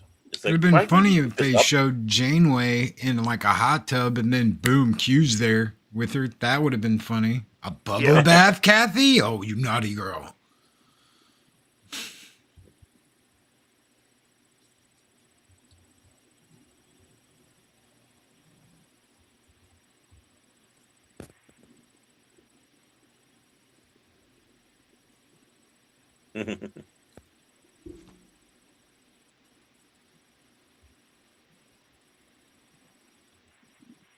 In other words, they killed her and replaced her with that. Invasion of the Body Snatchers. The terminology she just uses is interesting. Infesting Enterprise. Yep. It sees the Enterprise as a person. Yep. Just as we see the Enterprise as a character. Yep. Because that's what modern Trek has forgotten. It's not just the crew, it's also the ship that's a character. Right. Yep. You know what I love? Is McCoy addresses the guard as Perez, so he knows who this guy is. It's just like they're not some nameless, whatever. Well, this is also when security actually had armor and actually looked like security, and because they never look like security once you go from TNG on. No. Just like a regular guy you threw a phaser rifle to and just said, hold this point. Yep. Something that, they should have done something about. Yeah, they should have. I've said that for many years, that they should have actually kept that security look. Again, I go back to Fazza. I think Fazza did do up a design for a security outfit, which was, I think it was kind of similar to the design we had with the motion picture. But again, it takes people like us or, Fazza, which, doing that, they actually lost the license. They didn't like the fact they were starting to do next generation material. But it's like, we think of these things like, why can't you? Yeah. Or upgrade what the look is over time, Right. But, yeah, that was always just funny to me. Yeah. Because that security design was used through, up to Star Trek 4. I think that's the last time it was used. No, 6. 6? They had them in 6 too? Yeah, in the scene when the Vulcan chick fires the phaser at the pot, you see a security guy come around and he has like armor and everything on him. Okay. And the galley. Yeah, in the galley. Yeah. So after that, security just looks like a regular Joe Schmo. There's nothing differentiating them. Yeah. Well, remember the Starfleet had Marines in Star Trek 6. Undiscovered Country. It was like, we send in the Marines. Right. So were those Makos from Enterprise? Yeah. Probably the evolution of it. Which I found it funny how in the JJ verse, especially you hear about in the third one, because they talk about the Makos being disbanded. They're like, we're not a military organization. I'm like, no, I'm pretty sure you guys actually are a military organization in a form. Well, and that's just it. This is the one thing. The first time uttering out that the Starfleet was not a military organization was a coked out Gene Roddenberry when he was doing Next Generation. Yep. And then he started saying that, it's not a military organization. But it was before. I mean, it was a military ship going out to do these explorations. You talk about Hornblower and Cook and all these others that were military officers exploring, which a lot of that was, inspiration for Star Trek. Yeah. And all of a sudden, whatever it was that got to Roddenberry when he got to Next Generation, no, you're not military. You're like a pseudo-military. It's like, why? And I thought that was a big insult to people who were soldiers, because I've told this story before. I don't know if everybody's heard it, but when I was involved with a veterans air show, it started out because they invited the Star Trek group I was part of to their show. And I'm scratching my head. Why would they ask a bunch of geeks like us to go where, you have veterans from World War II, Vietnam War, Korea. And I love that display.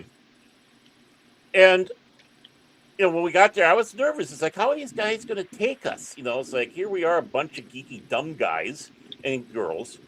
It's like, I was kind of weary about there until one of the guys came up to me. And he goes, I'm really glad to see you guys here. And I had to have a pause on that. It was like, okay. He goes, yeah, for 1 hour on the Armed Forces Network, he said the war came to an end because they were showing Star Trek. and it was showing military people in a positive light. And thinking about how everything was. And when Gene Roddenberry said that it's going to be pseudo-military now, it's not real military, I thought of that as a complete, total slap in the face from what I heard at that show.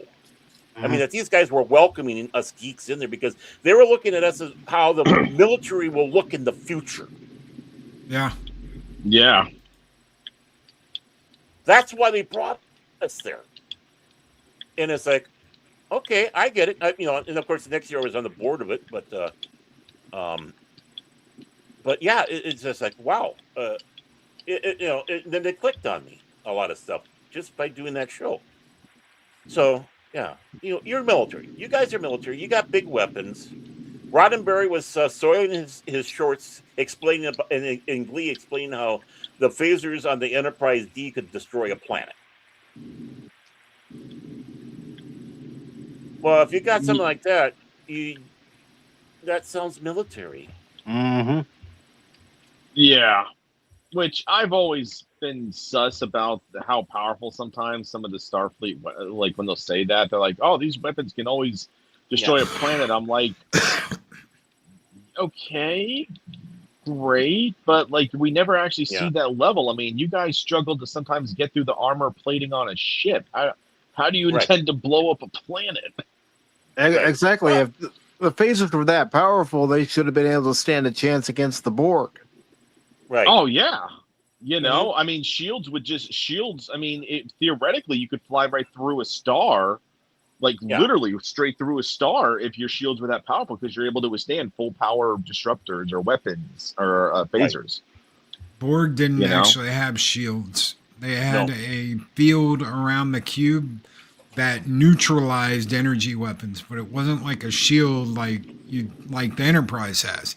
It was just a magnetic field that like completely blunted the phaser disruptor impact. Mm-hmm. Now, close. And they actually fly through that in what's the second TNG episode with Best of Both Worlds? Data and Worf fly through that in a shuttle and go through that field to get on the ship. Mm-hmm. Yep. Fuck. Yep. Why?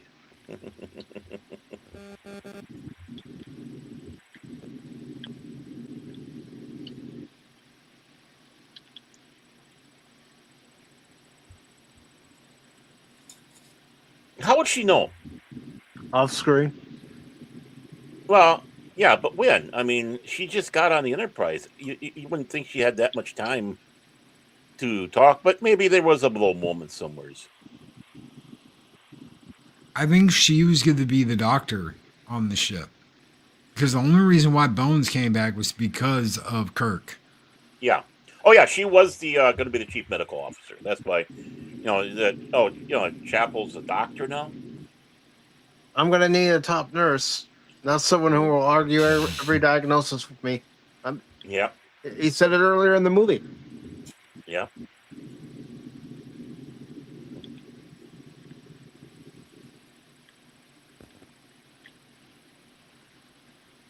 Will.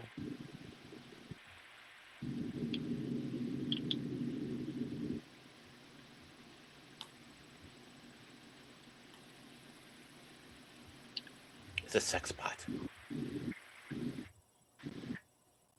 Machine gun jubblies.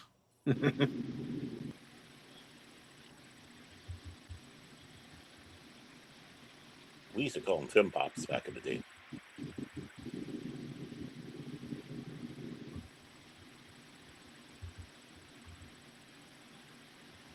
Jackson Roy Kirk. See, this is the biggest beef I had about the film. They had to recycle the Changeling. Not only that, where no man has gone before. Right. Mm-hmm.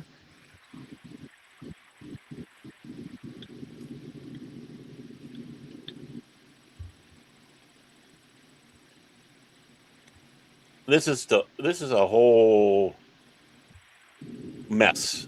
This all part here is like, originally Kirk was supposed to go with him. He came out and he went with them in there, attacked by crystalline creatures, and such. But they changed it to just him. They actually have shots of that, or pictures of the scenes that they did film out there.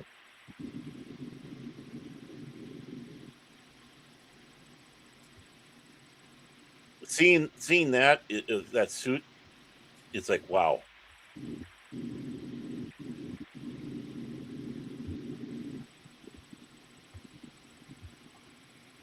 And the thing is that that's really the only time you see anyone use a thruster suit is in this movie. Yeah. Yeah, Epsilon 9 here. Damn it. You don't see them used in Next Generation and afterwards. Nope. No. Yeah, they have the environmental suits that have their own gravity boots, but Yeah. they're not thruster suits. Mm-hmm.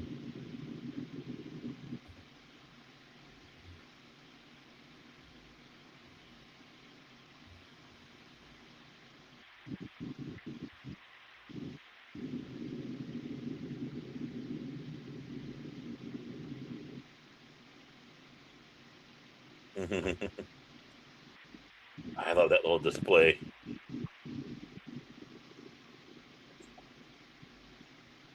Also, Spock getting ready for the G forces that he's going to fill with Yep. thruster suit.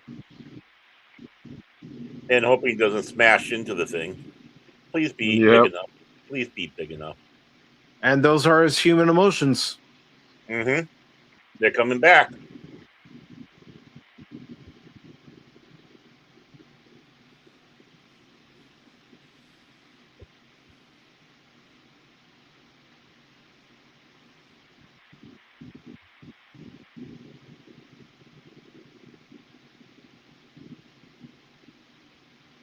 Display of planets.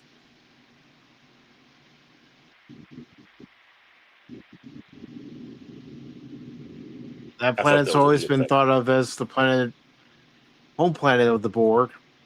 Mm-hmm.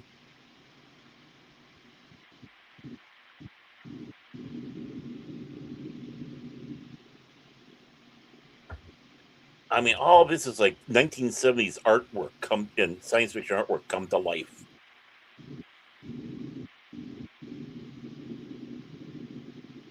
I wouldn't be comfortable. Yeah, I wouldn't have gone through there. No. But unfortunately, Spock can't stop his momentum. Yeah. We were supposed to.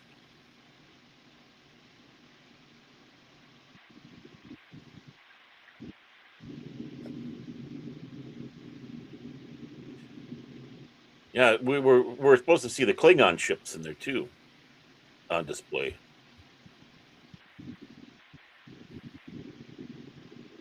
Yep, there we go.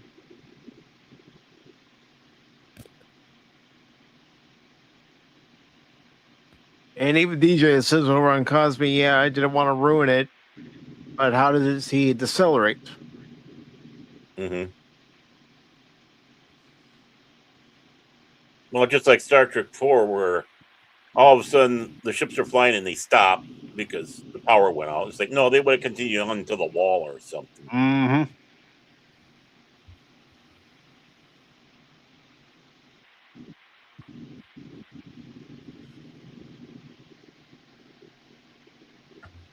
I'm just trying my metal with it. Yes. You're just trying to cop a feel.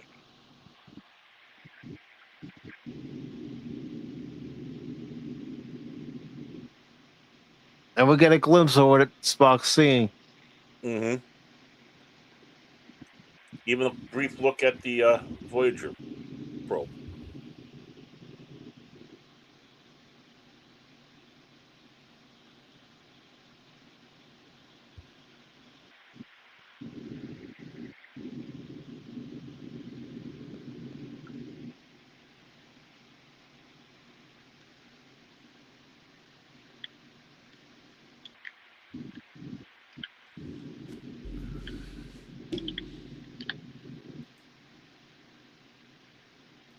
Voyager at least was nice to send him back.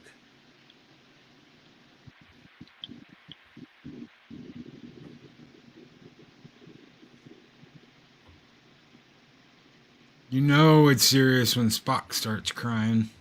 Mm-hmm. It's just not logical.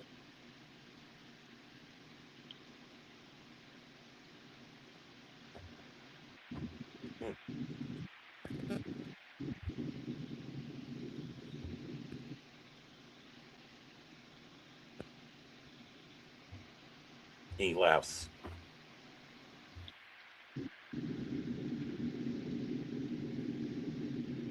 Jim. Yep. He got knocked back to being the Spock we know.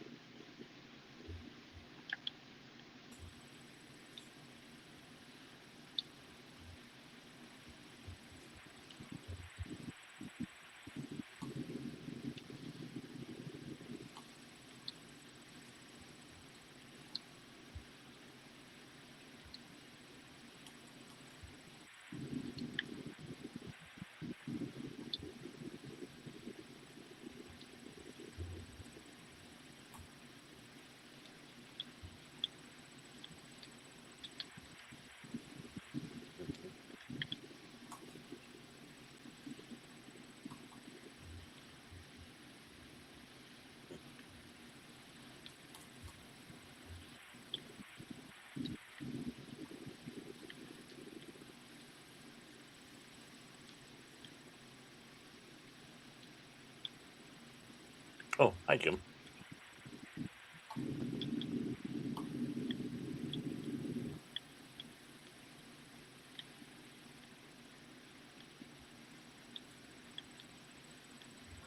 Yeah. The old Spock is back. Mm-hmm.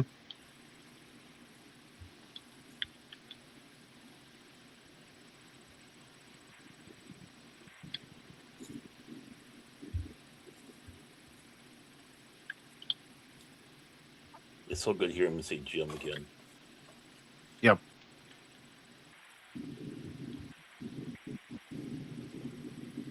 Mm-hmm. Well, even in Star Trek 3, when Spock's Contra is transferred from McCoy back to Spock, Mm-hmm. when he steps in front of Kirk, he says, Jim, your name is Jim. Jim. Mm-hmm. It just goes back to that special bond that the two of them have. That it's Mhm. like, he doesn't say captain or admiral or sir. He says Jim. I get it. It goes back to what I was even saying about Star Trek 5. That whole movie, dream or not, it's about the brotherhood between Kirk, Spock, and McCoy. Yeah. Right.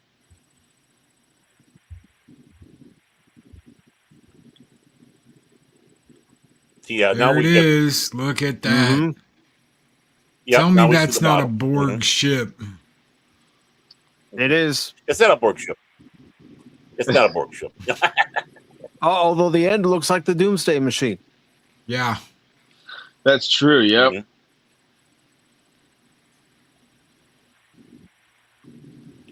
No.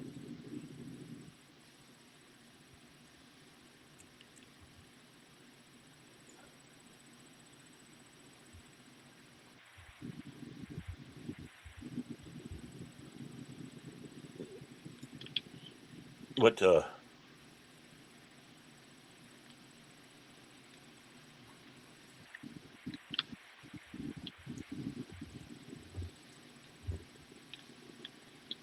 AM or FM? Doesn't specify. No, originally when. Right.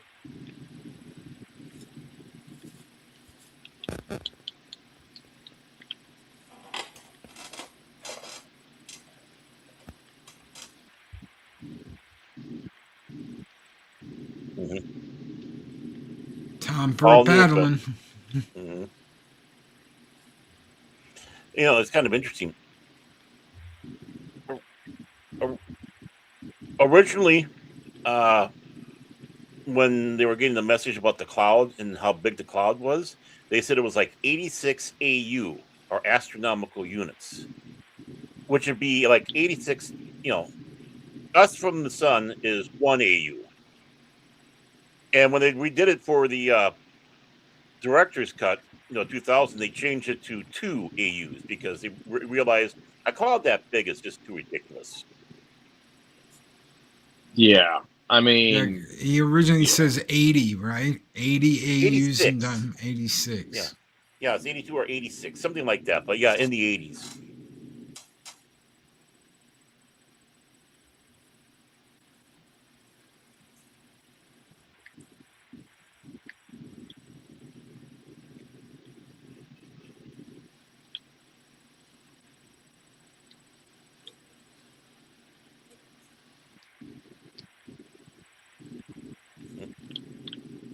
They still hold up. Yeah.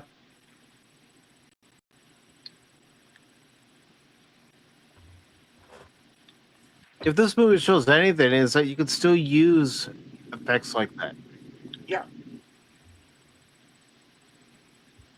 And we don't need those sets that are all glossy and gives you migraine when you see them, Too loud. I look at the bridge that they have for in New Trek or even the movies. It's like, no, that's just too much. This is supposed to feel like a home, not a, yeah. Even though this is sterile, it still feels like home. Well, because you can see things that you recognize, even though they are updated, they're still recognizable from the original series. Right. And when they upgraded it for Star Trek 2, it got more homey. It looked more lived in. Still in good shape, but, signs, stuff like that.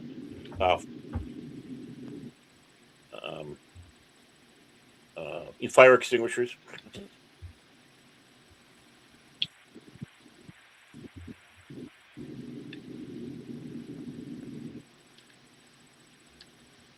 Yeah, that's pure. That's McCoy. Yeah, I mean, yeah. Anyone who says there isn't humor, there is.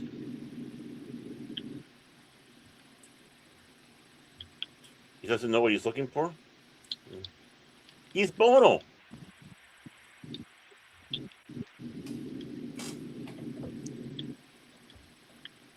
Well, even in Star Trek 4, when McCoy challenges Spock, say that not the Voyager probe, but the probe is going to wipe out every living thing on Earth. Have you got any goddamn feelings about that?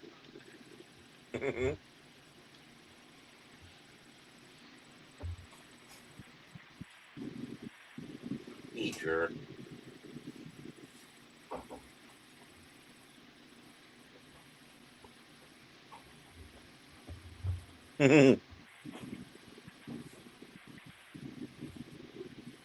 The temper tantrum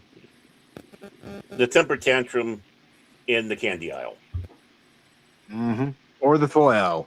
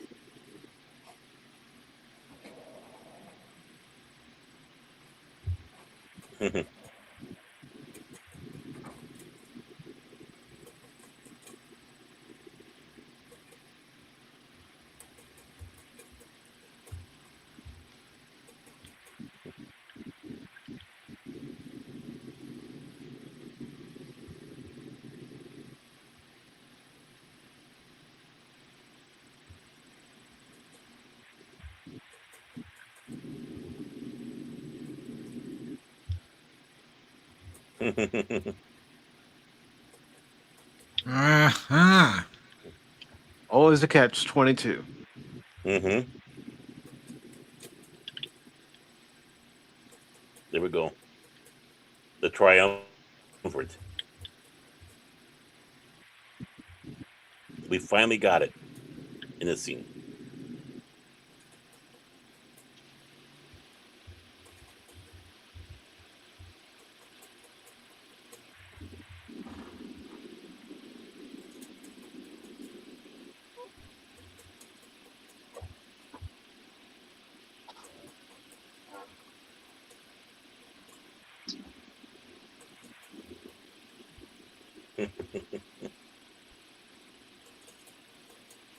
You hear what he said, boss?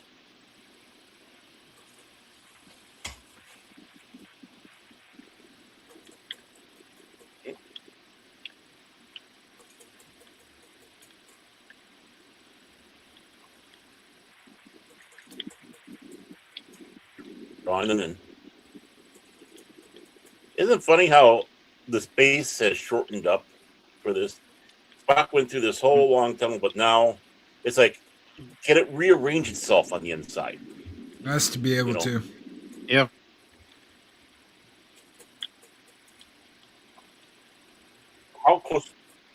How close to Voyager was Spock when he went through there? Well, you also have to look at the difference between a ship that size moving and a small person moving at that speed too, because he's not moving nowhere near as fast as the ship would be moving. So of course it's going to seem like it's going by a lot faster as well.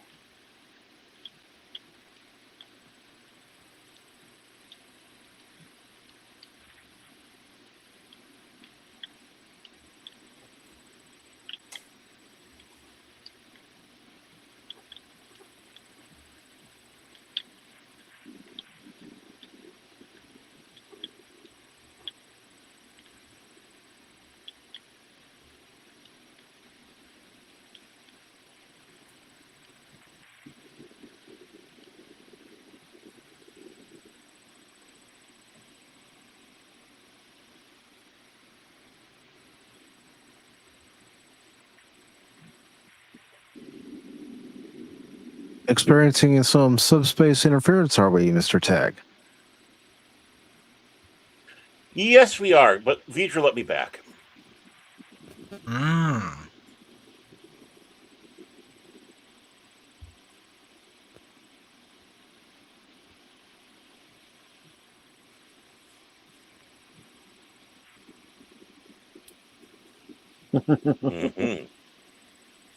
Oh, I mean, this is a 2000, but how beautiful that shot is. Yeah. Right there.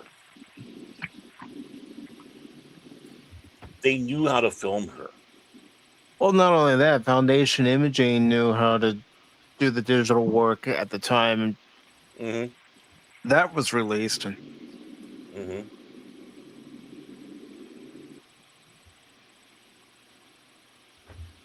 Gentlemen, I have got a jet. Thank you for having me. I really appreciate it. Sorry I can't stay for the rest of this, but yeah, you guys are great. Thank you, Loki. Great. Loki, thank you for taking time out of your Saturday evening to join us. Really appreciate it, brother. Yeah, it was a blast. Yeah. Love watching Star Trek. So hopefully you'll have me back one day. Yes, sir. And man, you have a good one. You too, gentlemen. Have a great one. Thank you. Have a great one, Loki. Live long and prosper. Always. He's a good guy. I like Loki. He is. And Loki's links are in the description below. So if you'd like to subscribe to his channel and catch his 0 Hour with Zerobrium on Mondays at 8 o'clock Central, 9 o'clock Eastern, be sure to do that. You can also check his YouTube talks every Wednesday at 8 o'clock Central, 9 o'clock Eastern, and also his Week in Review with Arwen and Dave Bob at the same times. And those are every Friday for the Weekend in Review. So please do subscribe to Stone Cold Loki, and he's a great guy, and I know you'll enjoy his shows. And you'll like getting to know him too. Yeah.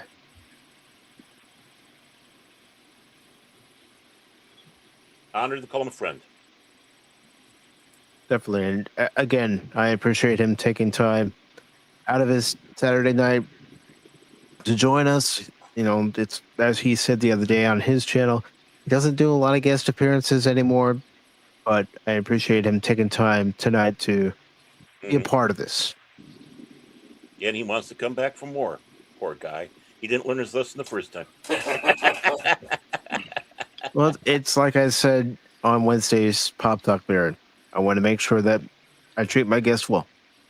And you do. Oh, so I guess we're not going to mention the whipping that you gave me to show up tonight, right? I challenge you to a glorious battle there, Tommy. Wait! I thought he did that stuff just for fun. Just be thankful you're not a co-host. Ooh, I like how they did this. Yeah. Wow. I will say that moment was Spock where he's explaining Voyager to them. It's way more deep than you realize. Mm-hmm. Yeah. Well, and thank you for posting. Wanted to have a deep movie like. Oh, sorry. I just wanted to say thank you to Lady Mist for posting Loki's link into the chat. So if you're not subscribed to Loki, subscribe. Yes, it's good we have Lady Mist with us. She keeps us in line. I appreciate everybody who's here tonight. And I know this movie gets a bad rap. But like I said, I'm older now, and I appreciate it more.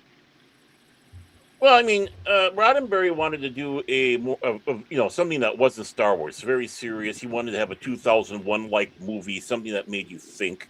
Asimov was on as a oh God, look how beautiful that is. Mm-hmm. He had Asimov on as a consultant. So, which is why this one really does have a different tone to the rest of the Star Trek films. And if you remember in the original cut of this movie, they were much larger when they were on the hull of the ship. It wasn't until the 2000 remaster that they actually got them to the proper size. Right. I will say this version is definitely the superior one. Just watching this so far, it's definitely the superior one. Okay, I'm like I could actually enjoy this movie now, seeing this version compared to the original. Yeah. Again, it had that bad situation where it wasn't a finished film. You could tell it. Things were, weren't edited quite right. A big rush, and like Mike said, the film was wet. And now in 2000 we saw the finished version, and now this one we're seeing a polished up finished version. Well, I mean, you're also talking about the limitations of the technology that they were using at the time as well. Yeah, that's true too. Limitations, deadlines, trying to meet before it was too late. Well, Roddenberry and Shatner had the same problem Shatner did. I remember fighting in there on Star Trek Online. It wasn't fun. But they were going through money like crazy, and that was the problem. They weren't focused in the right area. Shatner's case, he had Harv Bennett. He was listening to Harv Bennett instead of Nimoy for advice. But yeah, he was, Roddenberry was just spilling money and almost like he didn't know what he was wanting to do fully with the film. Of course, poor Robert Wise having to deal with that. It's like walk through the pile of coke to get to him and talk to him at his desk and whatnot. And of course, I know I haven't mentioned it. None of us have really mentioned it tonight yet. Is Robert Wise, one of his best known films is West Side Story. I wasn't aware of that. Yeah, West Side Story was his. And I got a mental block on that film. Keanu Reeves redid it. 1950 again, a thinker. G-E-R. The Day the Earth Stood Still. Oh, yep. And originally, that movie was supposed to be in color, but the budget got cut back. So if they ever colorized that one, I would not be offended because it's just finishing out what they he intended. had envisioned. Yep. Voyager 6. They should have made it Voyager 3. Oh, and the one thing too is this movie was the first time that they actually solidified that they were in the 23rd century. It was still somewhat ambiguous with the TV series, but it was finally that this is the 24th century. The human adventure is just beginning. That's Morse code. Jane Voyager is what DJ is calling it. Yeah. Instead of Voyager. There's coffee in that nebula, Mr. Tuvok. Yeah, Mr. Ferris, set a course. Yeah, I almost expecting her to walk out with her a coffee. Going, what are you doing on my ship? Chakotay, stand in the background. Look pretty. Yeah, don't do anything. This is a chick show. No.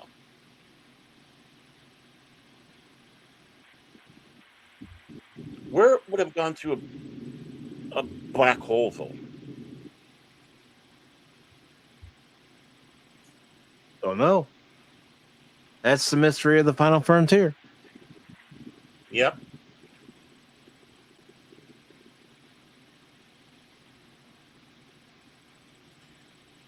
They could have said under mysterious circumstances.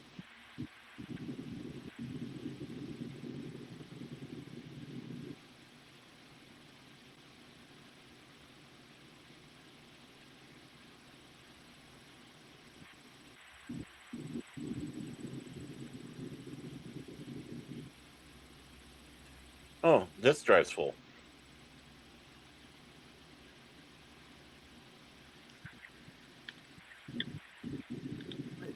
The thing is, when Voyager was coming around, I did know a few people. I heard a few people at conventions that were referring to the series as Voyager.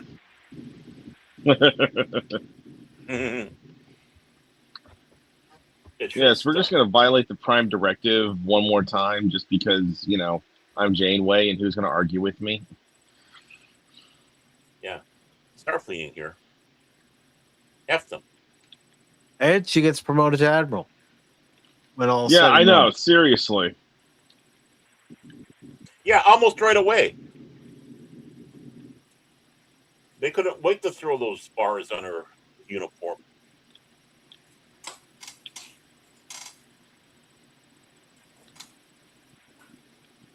It's like, why? Again, for Voyager, it needed another episode to really tie things up. To have a briefing at Starfleet Command and, even put the former Maquis through trial to see if they're still, worthy of being in Starfleet if that's what they choose to do. Yeah, Star Trek 4 style trial.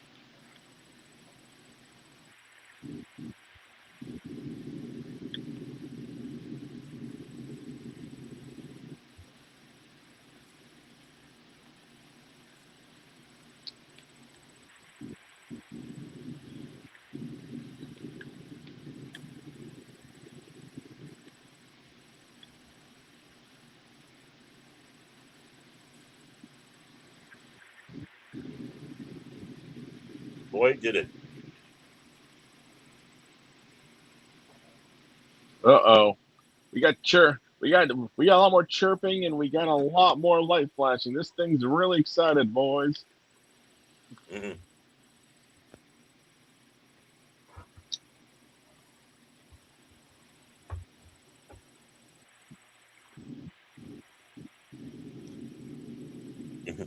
Wow, look at that sky in there.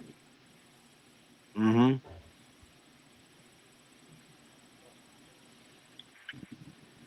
Please do it. I don't want this dirty old man. Come on, Will. Oh, wait a moment.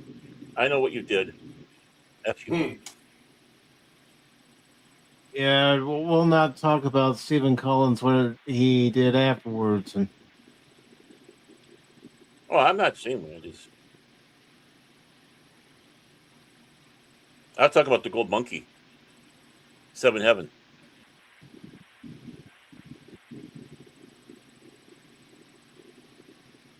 Mm-hmm.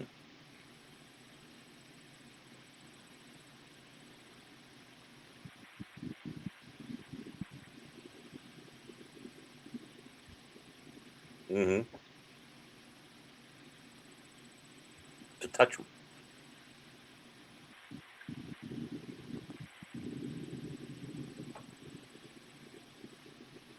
Mm-hmm.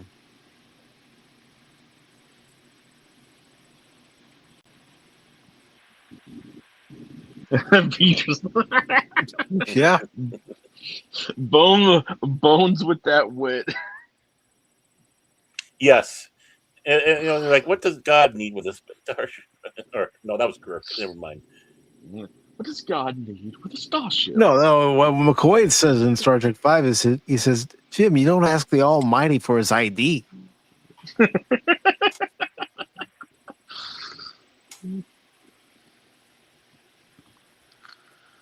Yep.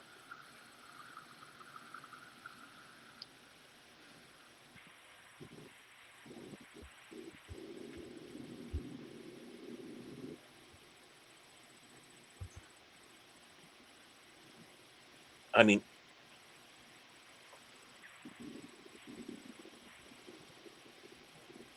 oh, Marvel did it.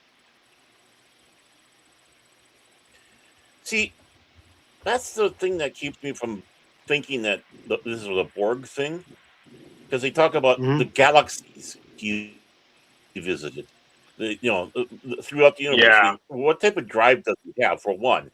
So it's like, why would he go all out? Well, of course, it makes sense too. He's a probe. He's going to go out that way. He got all the information he can get. Now he's coming back. Well, Yeah. what if this is like early Borg before they become what everybody knows them to be in the later series? Well, we don't really know what That's the interesting. Borg. I mean, you got to remember, up until the episode Regeneration on Enterprise, the only Borg that we had seen was Next Gen.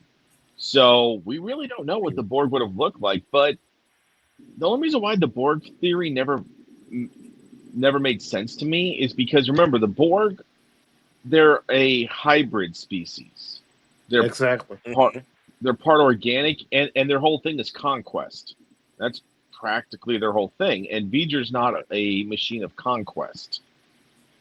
Voyager's That's why the out to Borg learn. theory never made sense to me. Right. It wants to seek information. And, Right. And even with Star Trek, the Borg, basically a lot of stuff changed on them. Such as when we first saw him in Q Who, there was baby Borg. So it was insinuating that they did, one way or another, repopulate through, having children and mortifying them as they grow up. Who knows? Maybe they were their growing was sped up. I don't know. Well, even the kids on Voyager, Egypt, for example, they were kids who were assimilated by the Borg. Now, for Egypt's culture, they actually sent their kids out to the Borg to try to stray the Borg away from their planet. Right. All right, so here I got a what if for you. So what if the same planet of machine that upgraded Voyager, right? What if they were also responsible for creating the Borg? And then the Borg set out, the Borg set out, and then that's when they started assimilating other cultures and taking other things to grow further beyond what the machine world made them capable of doing. Well, the one thing about this for me, of course, again with the Borg, then when we saw them, all they wanted was technology. They didn't care about the flesh of humans. But then all of a sudden, as it went along, and probably mostly starting out with First Contact, all of a sudden they're interested in assimilating people as well as even more so than the technology. In a sense, adaptive learning. Yeah. And one of the things why I don't want it to be Voyager or have any connection to, the Borg, is this is a huge freaking universe. We should quit pigeonholing everything in one spot, right? Yeah. Let it be that somehow he was flung maybe into another galaxy, maybe Andromeda or M31. It doesn't matter. Maybe it encountered a planet known as Cybertron. There you go. There you go. Somebody just say it. Yeah, I'm surprised Mike held off. Oh, I love this thing, Oh, I held off longer than I expected. I applaud you. You were hoping I was going to say it. That's what it was. Well, one of us was going to say it, Tommy. All right, here, I got one better one for you, Mike. How about Gobatron? All right. A fusion of freaking carbon-based life forms and machines. Mm-hmm. Mm-hmm. But, there should be a sense of mystery to some of this. Yeah, there should. And see, this right here, this is completely the original series. Yeah. Spock is back.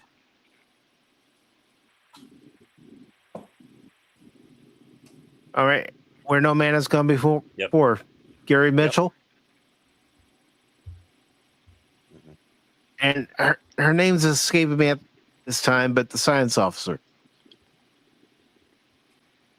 What? Oh.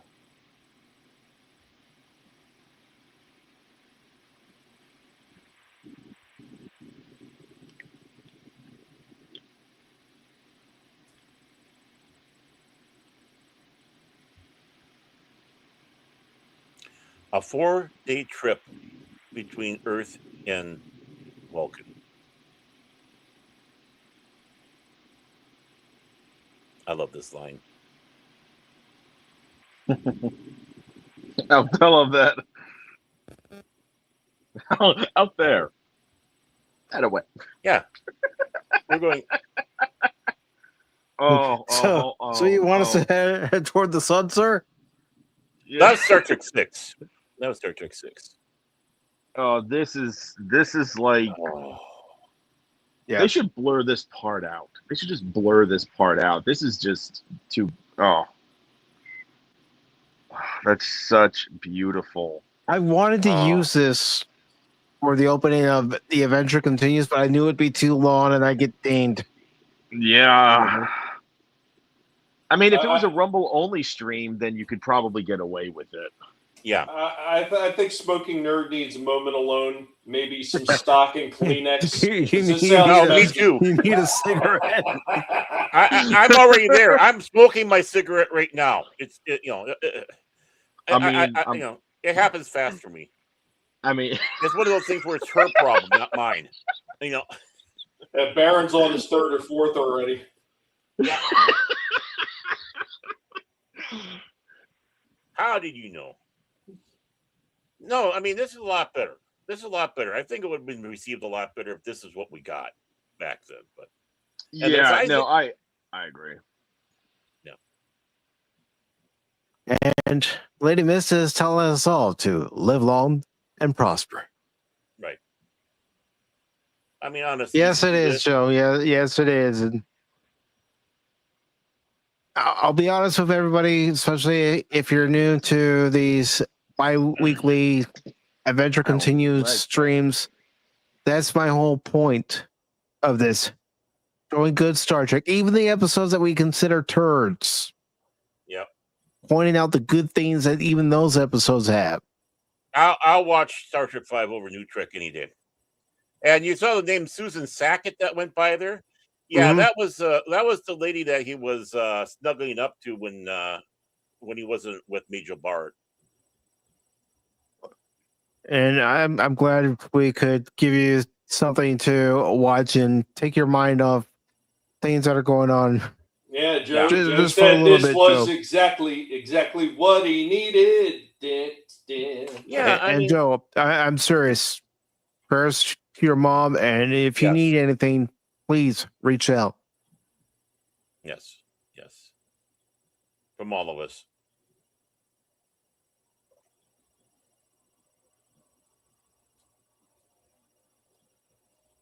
I've No, I been there, mean, brother. I've been there. I mhm, know what you're going through. I do too. So,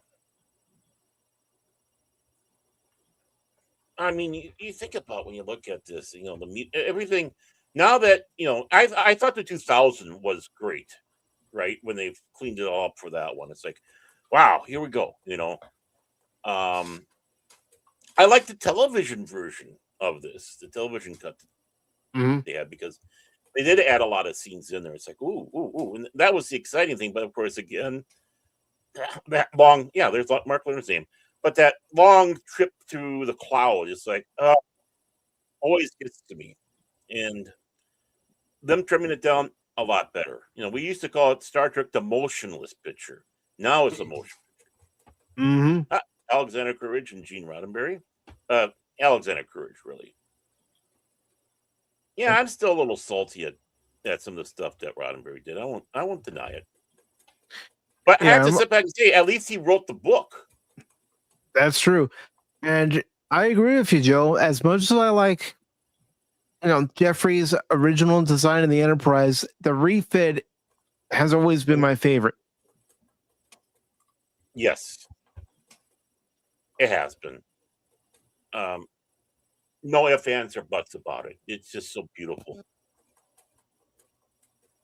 Oh, there's Mojo. Yeah, and yeah, it's just like, wow. It just makes me sad that we couldn't have more of that. Like a series where Hmm. going around every week you saw it. But yeah, you do have some fan films. I mean, Farragut is kind of doing that. Well, they're going around inside of Miranda, but the recent one they had the USS Constellation. Did a pretty good job on the sets too, um, making it look like the Star Trek 4 style. Yeah.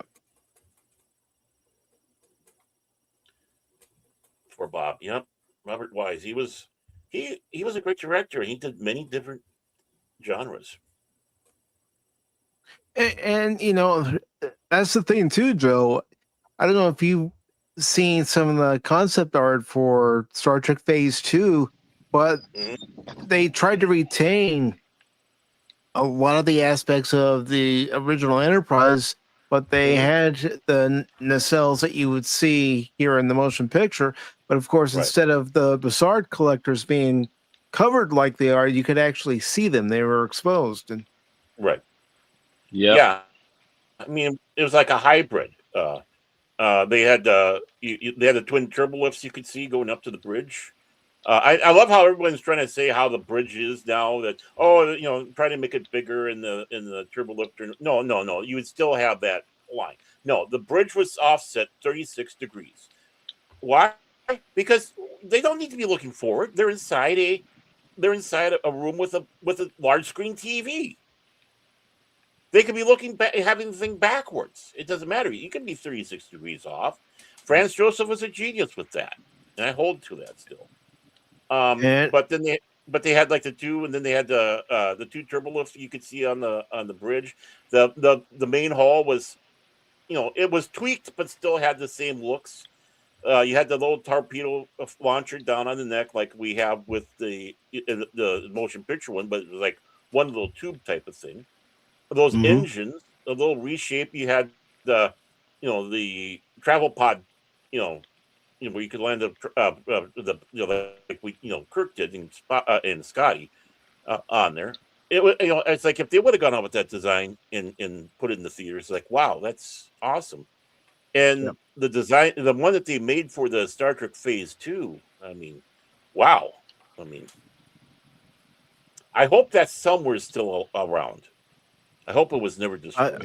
I would hope so, but you never know. But Joe brings up the model that's at the Smithsonian, Yeah. and it's encased in glass. Yeah, I remember seeing that, and they actually had it hanging at the time at the Smithsonian when I went to Washington D.C. for a 6th grade field trip. Now this is back in '91, but well, I remember when I went to the Smithsonian. This probably would have been back in the '80s.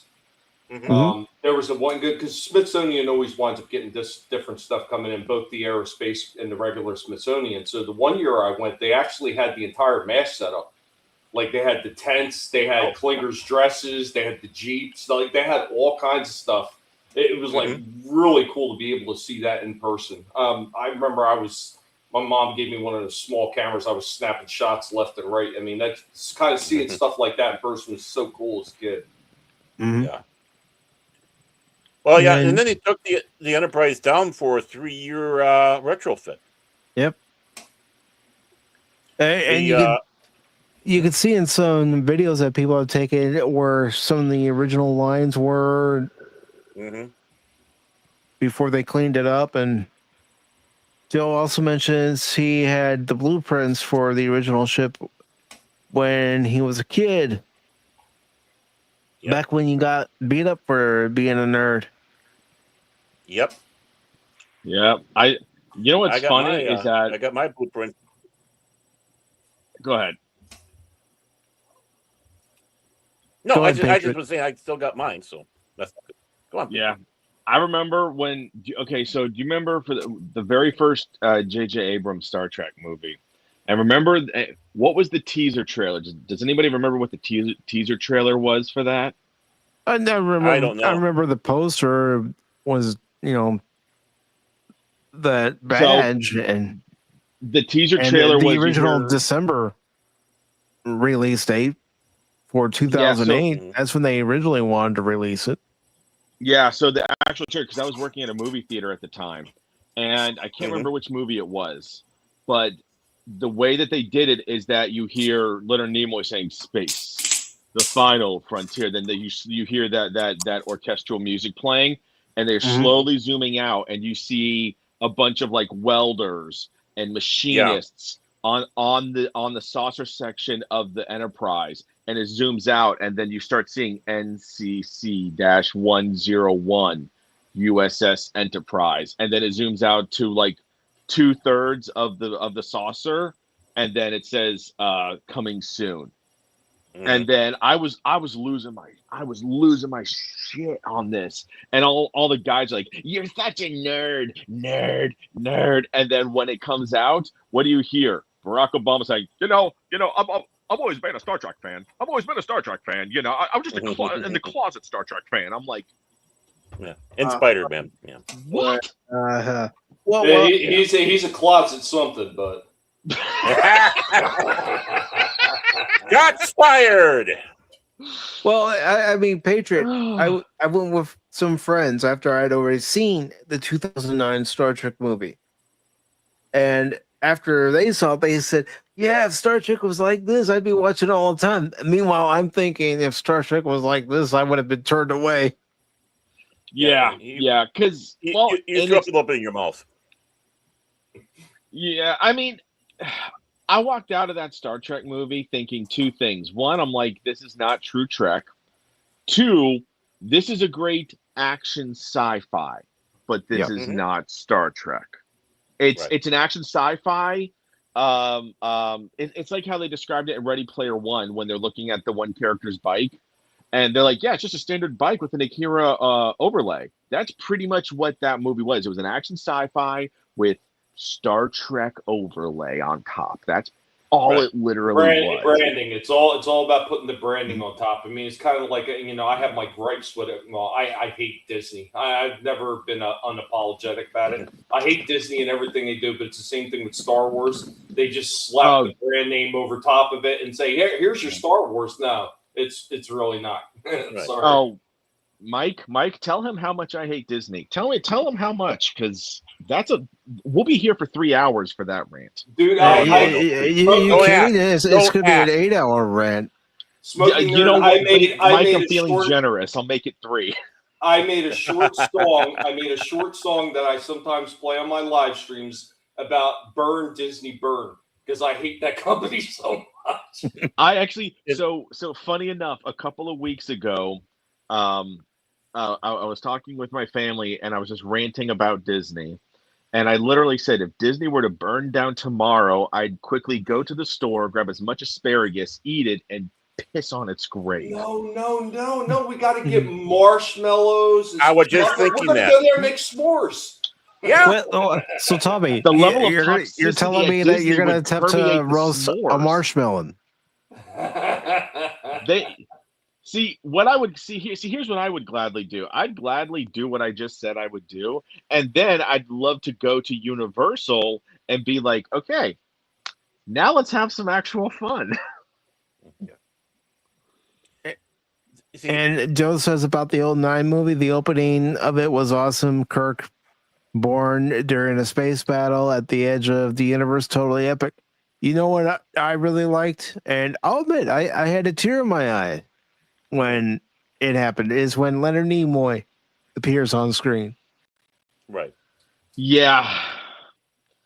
And well, because remember the last time we saw him in anything was the second one, Into Darkness. Yeah. Mm-hmm. And it wasn't even, it was technically him in person, but all it was he was just on the view screen. Right. That's all he was. That was literally the last time we saw him. And then he died in between the filming of the second and the third one. Yeah. I mean, that was rough. Which is probably why he was only on the screen. You know, he probably didn't have the oomph to do a physical one. Kind of like William Hartnell with the Three Doctors, and they kept them on the screen. But you know, I will still stand on it. This nobody is going to change my mind at all.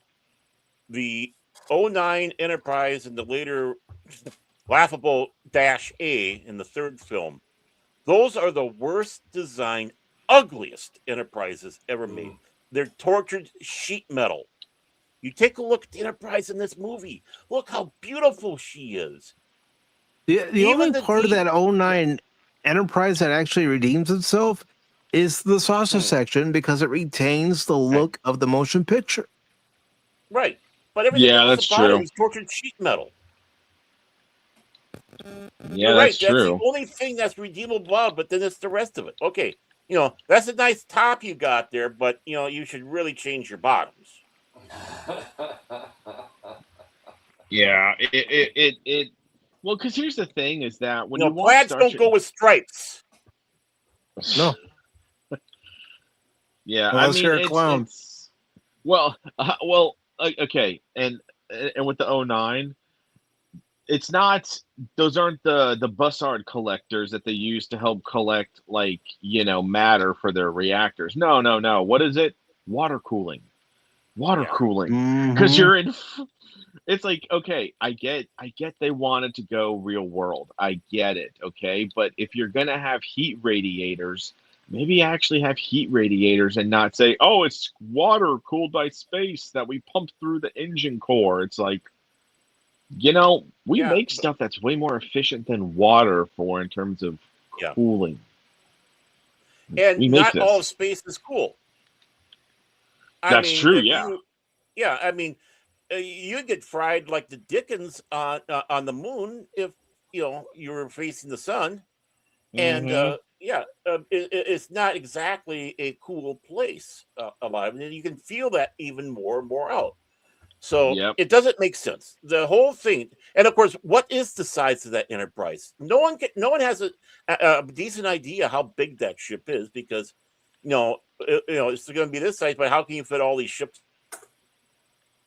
and shuttles inside there? So it's got to be larger. And I mean, it was a poorly designed piece of garbage. It's like, okay, we got this from the AMT kit. It's the top saucer section of the Enterprise, because that's how they'd probably be talking.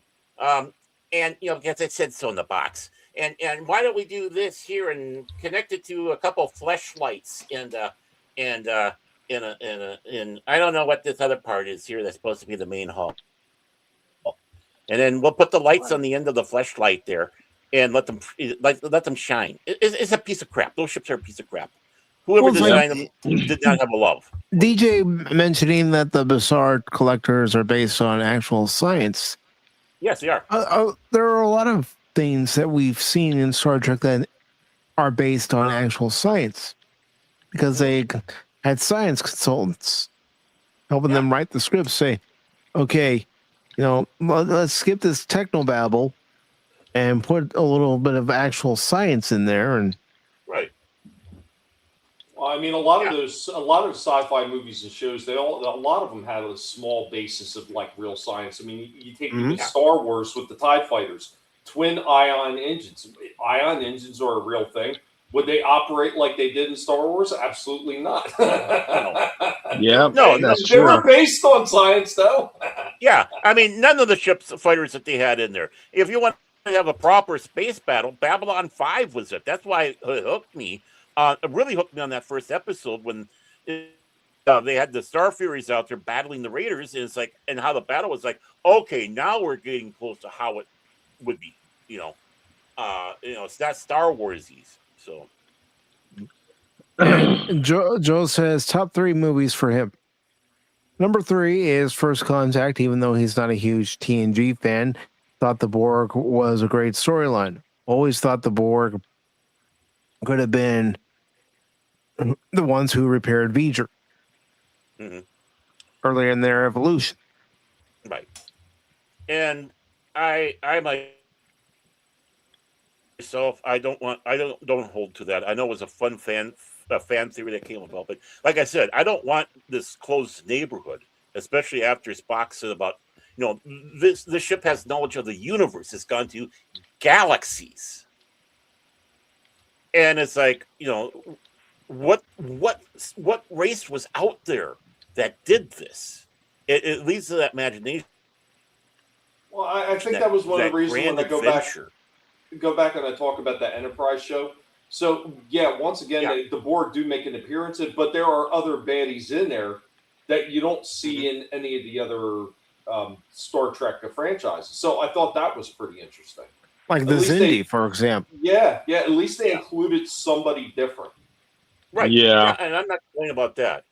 But, I mean, that sense of wonder that what's outside of our galaxy. We're stuck here with only a small part of the galaxy, in Star Trek terms I'm talking about here. Right?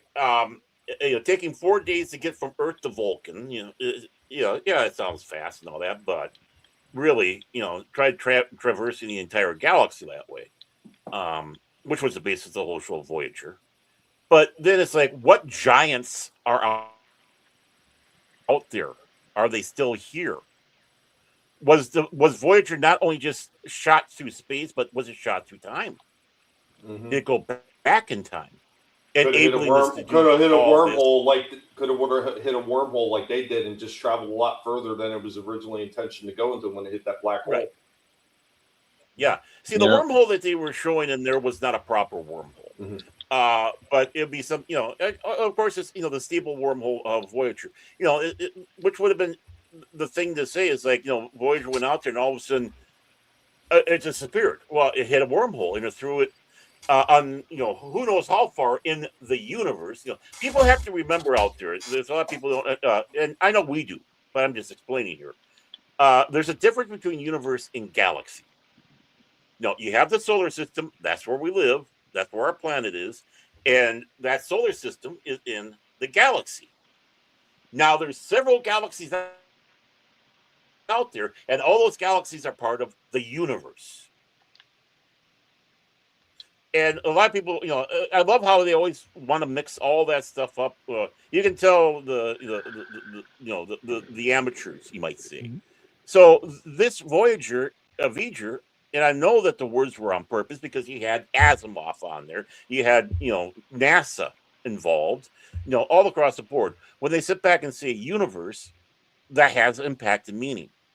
It's not a galaxy. Yeah.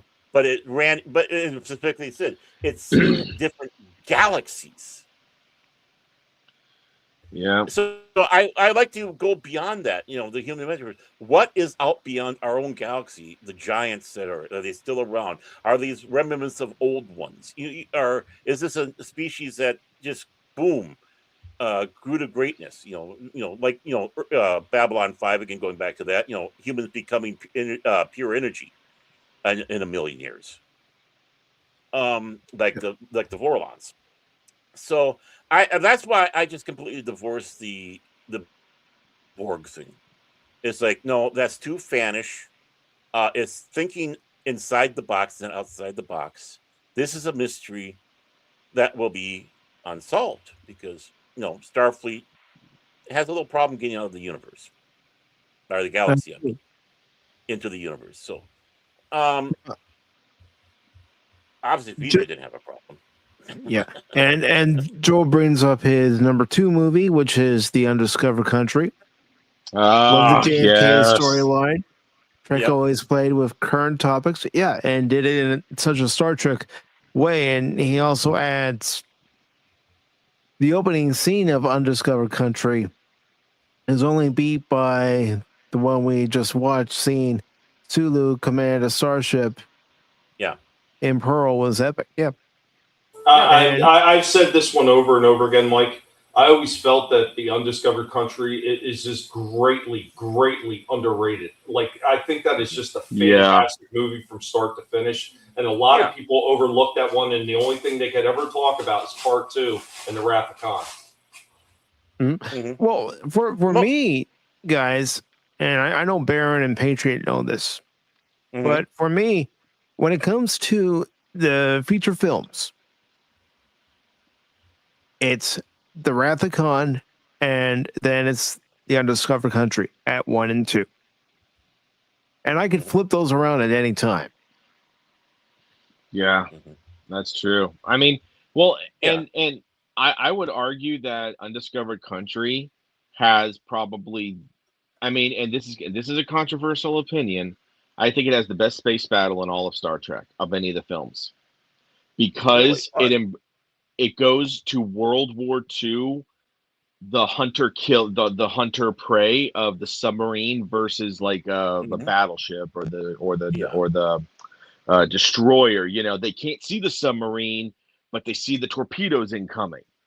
You know, and it's just it brings it back to Balance of Terror, right? And also when you have Christopher Plummer reciting Shakespeare as he's taunting Kirk. Right. Yeah, I mean, it's a great battle, but I put that as second place to Wrath of Khan. I mean, Wrath of Khan is my number 1. I mean, right there. I think that's just one of the seminal ones. I think there's a lot to Wrath of Khan people don't understand. And of course, Nick Myers, of course, 6 is right there. Boom, with that, because there's a connection with Nick Myers doing both of those films. The Mitara battle is similar to that sea battle, but now they're both blind. They're going through. It's a checkmate game between the two of them, and Kirk being reminded that Khan only has a 2-dimensional logic, while they have 3-dimensional because they've been they basically been living in space, and to try to use all that. And of course, just how beautiful it is. They're inside that cloud. None of this is computer generated, and it looks so beautiful. It holds up even to this day, and I just love how that tension between the two as they're going back and forth, and the frustrations between Khan and Kirk trying to figure out where they are. And and the fact that it was produced on a television studio size budget instead of a motion picture.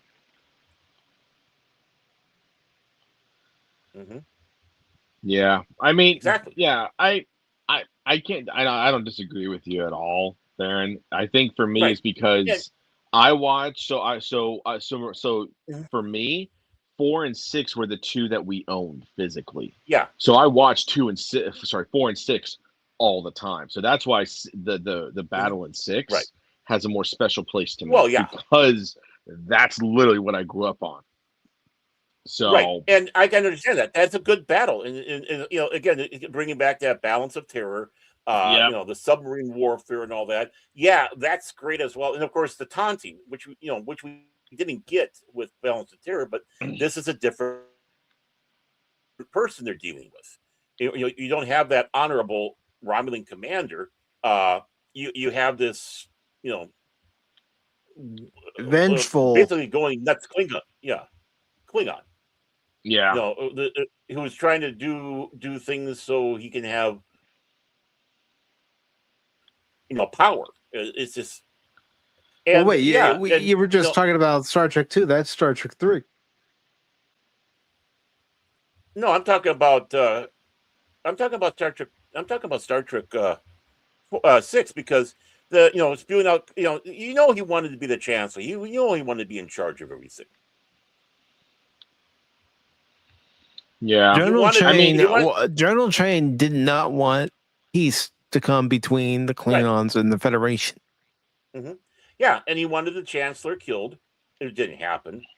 Oh, it did happen. I mean, but he wanted to come in there and be the warlord. If everything went to war, this woman in there, just like in Next Generation, how Galron and all the others, they're shifting with the politicals. He wanted to eventually be the warlord of the Klingons, bring them back to what they were. Go back to Kalis type of thing. And not wanting that peace, so he wanted to bring the Klingons back to what they should be. So yeah, he's looking to become the ruler. Krug wasn't. He was just on a passionate quest to save the not Romulan, because it was originally going to be Romulan, but the Klingons, and Grant get favor by getting this information in there, and he's gone rogue. Mm-hmm. How rogue, we don't know. Is this an official gone rogue, or he really went 100% rogue? We don't know. But we do know he did have an agent with the female Klingon. Very true. And Joel says, and anyone who says anything but Wrath of Khan at number 1 just doesn't get it. But if you're in Patriot's shoes, like he said, he grew up only having Star Trek 4 and 6 at home. So, yeah. I mean, if someone says that they prefer Star Trek 6 over Star Trek 4, it doesn't bother me because I can understand that. Now, if they sat back and said, 3 or even Star Trek 4, no, none of those are better than Wrath of Khan in any sense of the imagination, especially 5. But the trilogy of what I consider the good films, and a lot of Star Trek fans do, 2, 4, and 6, the even numbered ones. But not necessarily in that order. It's like, Yeah, but, I mean, I still think 3 is still great in and by itself. I mean, let's just be real. Each movie has their own tempo, their own pace, their own sheer everything. Right. And it's obviously you're gonna have movies that you like over others. Right. But I don't think anybody could ever hate on and just say, oh, well, this one is terrible. It's like, might not be your favorite, but it is but it's truly a great, it's not even a trilogy. I don't even know how high does that number go up? I don't know. What? Are you talking about Star Trek? Yeah, because it's not like a trilogy of 3 movies. All 6 movies in their own right are great for some reason. Even 5, and I crap on 5 probably the most. Even 5 and the only one of the 6 movies that you can maybe consider a trilogy is if you go with 2, 3, and 4. Yeah, that's always been called the Genesis trilogy. That's what it's been dubbed after 4 came out, the Genesis trilogy, because it was all centered around the events of Genesis. Mm-hmm. 2 visits to Genesis, then of course trying to get back home. But it was all centered around that. Now Spock is recovering and doing that effect. So, but then 5 broke that mold. Thank God, because we didn't need more of that.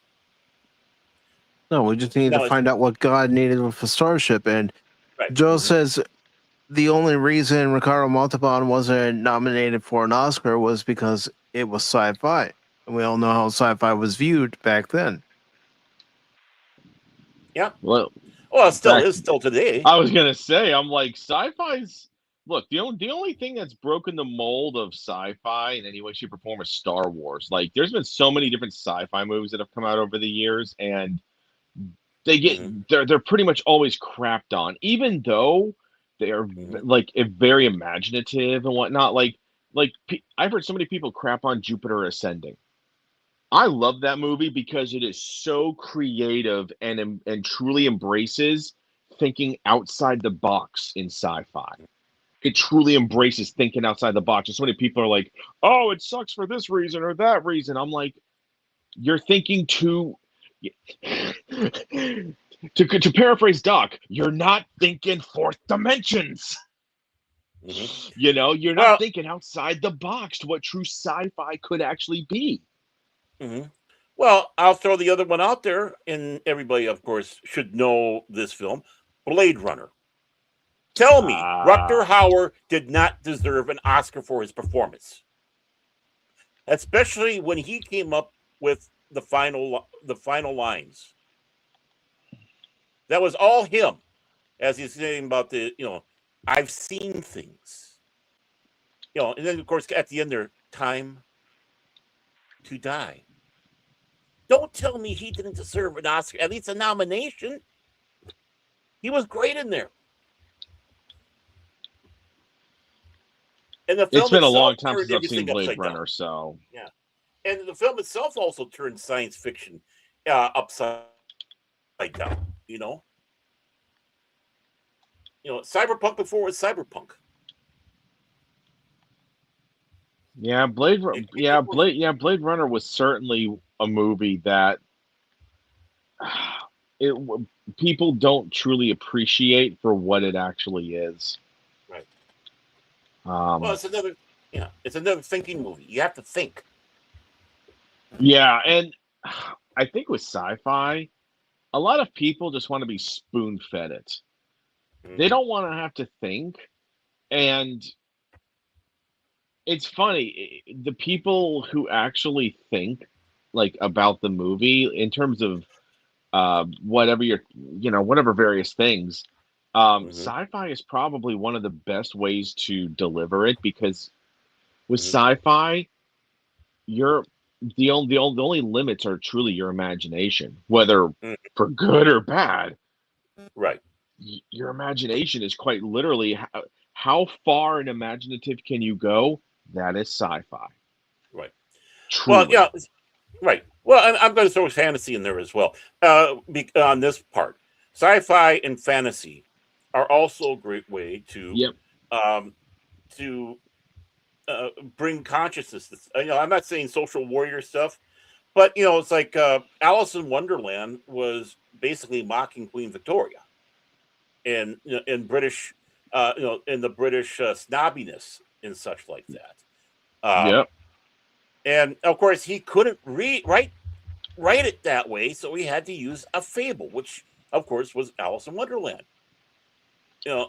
So he was able to get that message out, to the people. They probably, many probably did catch on. Queen Vicky probably didn't. And boom, it's again, look at Alienation, the TV show, even the movie. The movie was great. I'd love to see that movie again. But even the TV show. All right, I'll make sure it's on the watch list for 2026. Oh, okay. Thank you. That was not my intent, by the way. But you take a look at that, and you talk, about two societies coming together with far different cultures and such like that. In the commentary, that's what it was.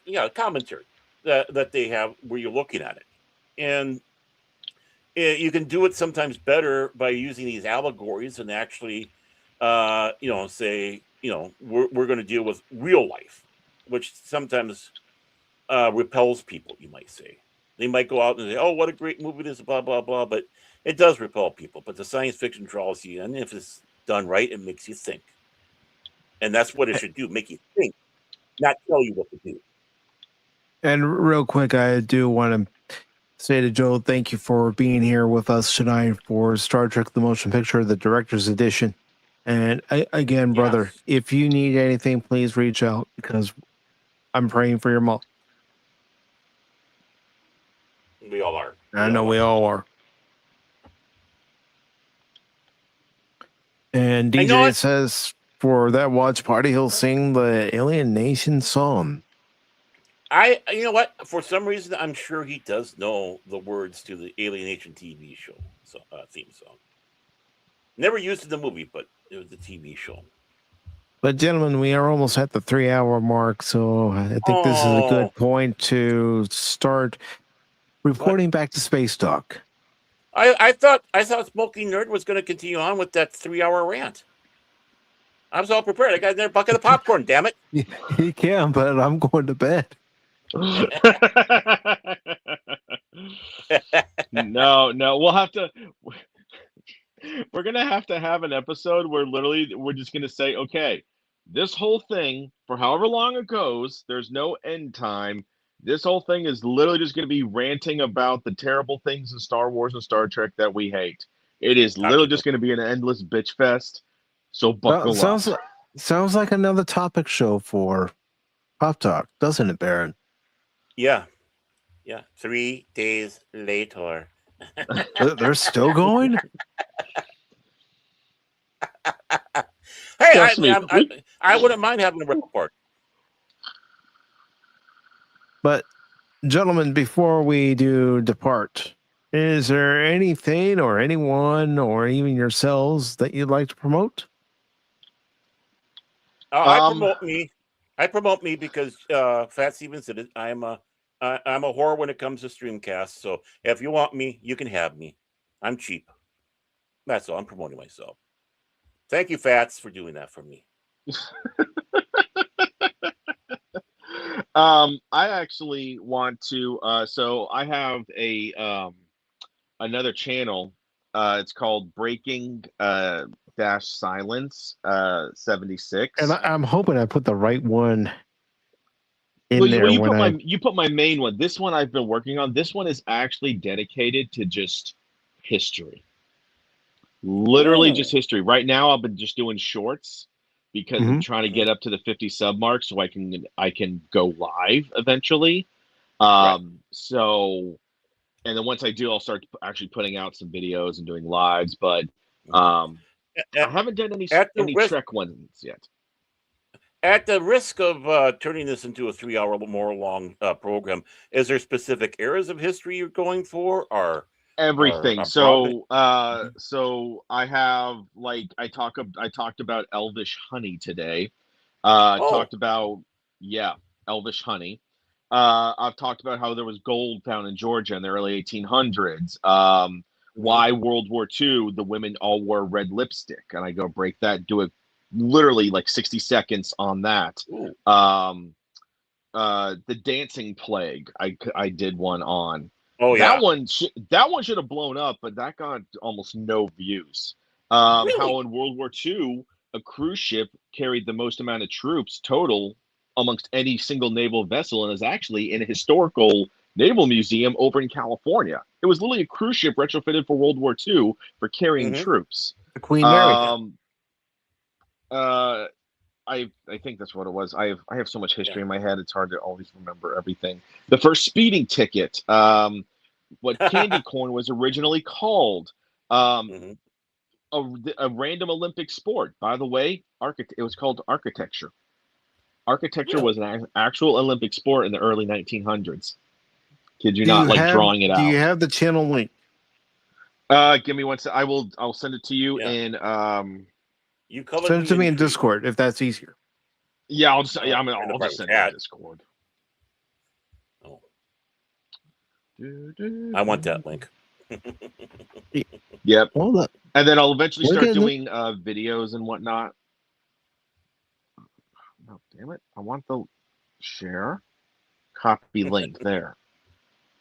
Dear Lord, have mercy. He sounds just like me. Sounds like all of us. That's true. Yeah. There we go. All right.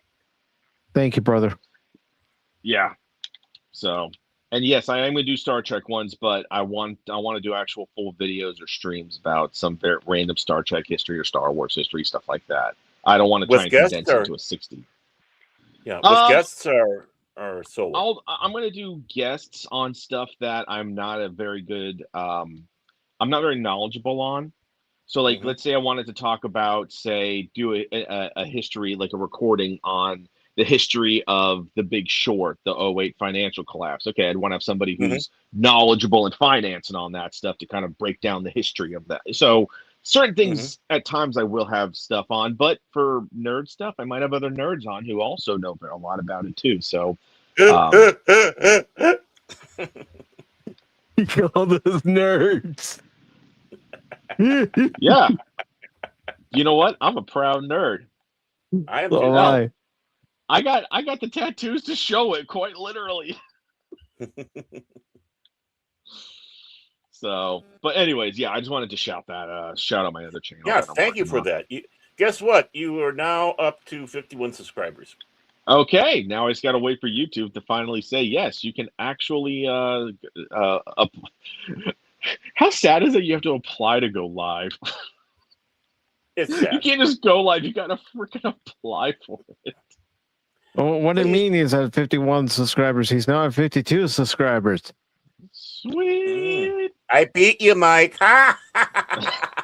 I'm getting his link out there, mister. I can shove you out the airlock anytime. You do.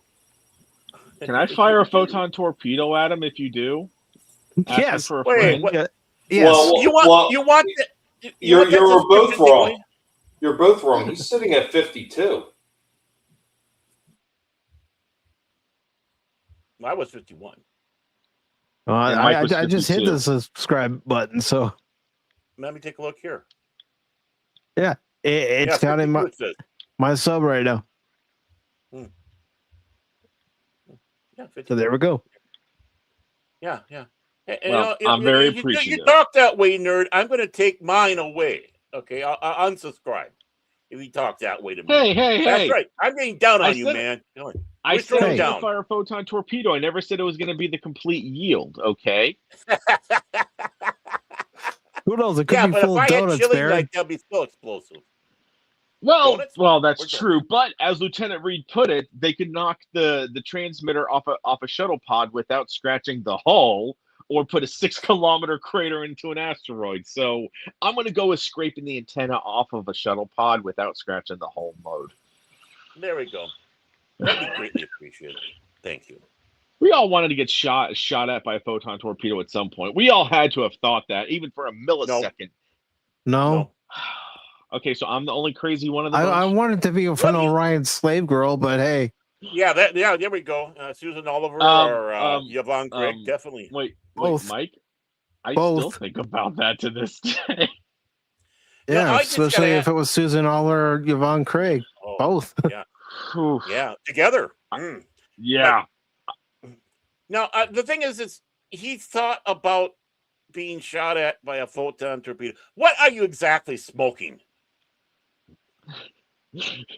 That's all I just got to ask. The good stuff. Is it like a mushroom? Yeah, the good stuff. I thought so. And that's all I will say while I'm online right now. Look, man, come on. You can't deny. At some point of a photon torpedo coming, you're kind of like, I could survive it. I could do this. Pretty light coming at me. Ooh, you're like that kid in Happy Gilmore who goes into the batting cage and gets prepared to get hit by the baseball. Yeah. No, that was Happy. That was Adam Sandler who did that. No. I know that was Happy, but you're the kid that follows him afterwards into the batting cage. Well, was it Caddyshack where you had the guy out there with the mattresses on him as he's collecting the balls from the driving range, and they're still shooting at him? They're trying to. I can't remember what movie. I know that was a Family Guy thing, because when Chris becomes the ball guy, he literally wears a mattress while he's collecting the balls. But I think that was actually done in the movie before that. They were making fun of that. I can't remember what it's from. I remember seeing that. Yeah, and but Family Guy, that's great. That was great. Yeah, I don't think that was Happy. Wasn't Happy. Yeah, because Happy Gilmore, he cracks the windshield of the vehicle.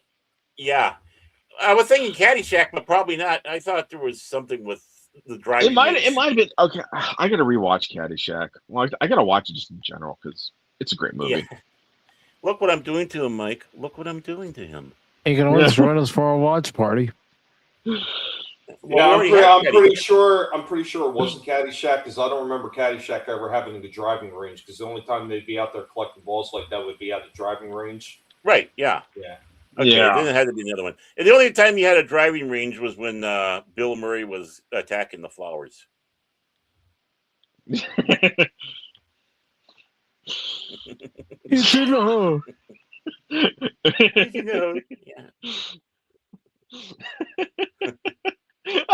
All this Bill Murray scenes, he goes in there and he's just growing grass, and he's like, "Here, I have a little bit of Blue Kentucky and another and then whatever grass. Here, see how it tastes." I was thinking that's literal just grass. What the? Hey, just remember, you will receive no money, but on your deathbed, you will receive total consciousness. So I got that. You will receive total enlightenment. And you know what's great about that scene? It's the only time you had Bill Murray and Chevy Chase doing a scene in the movie together. And they hate each other's guts. Oh my gosh, yes. Yeah, they hate each other's guts. Now he worked with Brian. Chevy Chase worked with Brian Doyle Murray. But that was the only time he did with Bill. There was resentment because Bill Murray took over his spot on when he left. You know, he became, Chevy's new spot, and he was getting popular.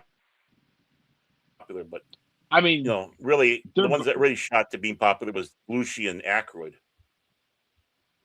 Yeah, Belushi was originally supposed to have that role in Ghostbusters. Mm-hmm. Oh, that would have been entertaining. And there's a universe. And I want to reach through the portal to one of the other video stores and see if they have that one. Because there's got, in a parallel universe somewhere, you got that. It's there. Well, it's just like the guys that did Back to the Future. They keep teasing like one day they're going to release the Eric Stoltz version. Yeah, I think I said the same thing too.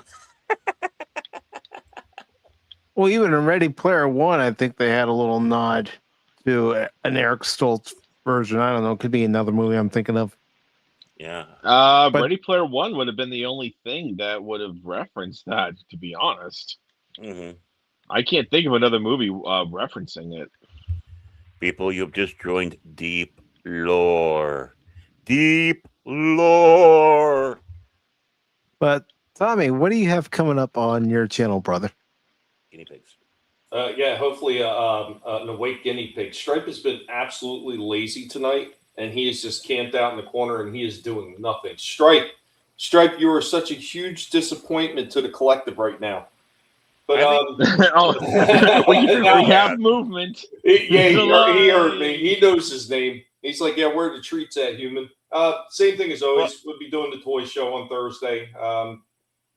The normal time, 8:30 p.m., showing off some awesome stuff. And then eventually, we'll get together and we're going to have that discussion of some Transformers toys, especially that Devastator. I'm working through the diorama pieces to be able to do that properly because that's going to be 100%. I'm going to do that Pigmation, rather. So it's all going to be that stop motion shit that I'm going to do with the Devastator forming. It should be a lot of fun, and it's probably going to give me a big freaking headache. Yeah, but just think about the end results, Tommy.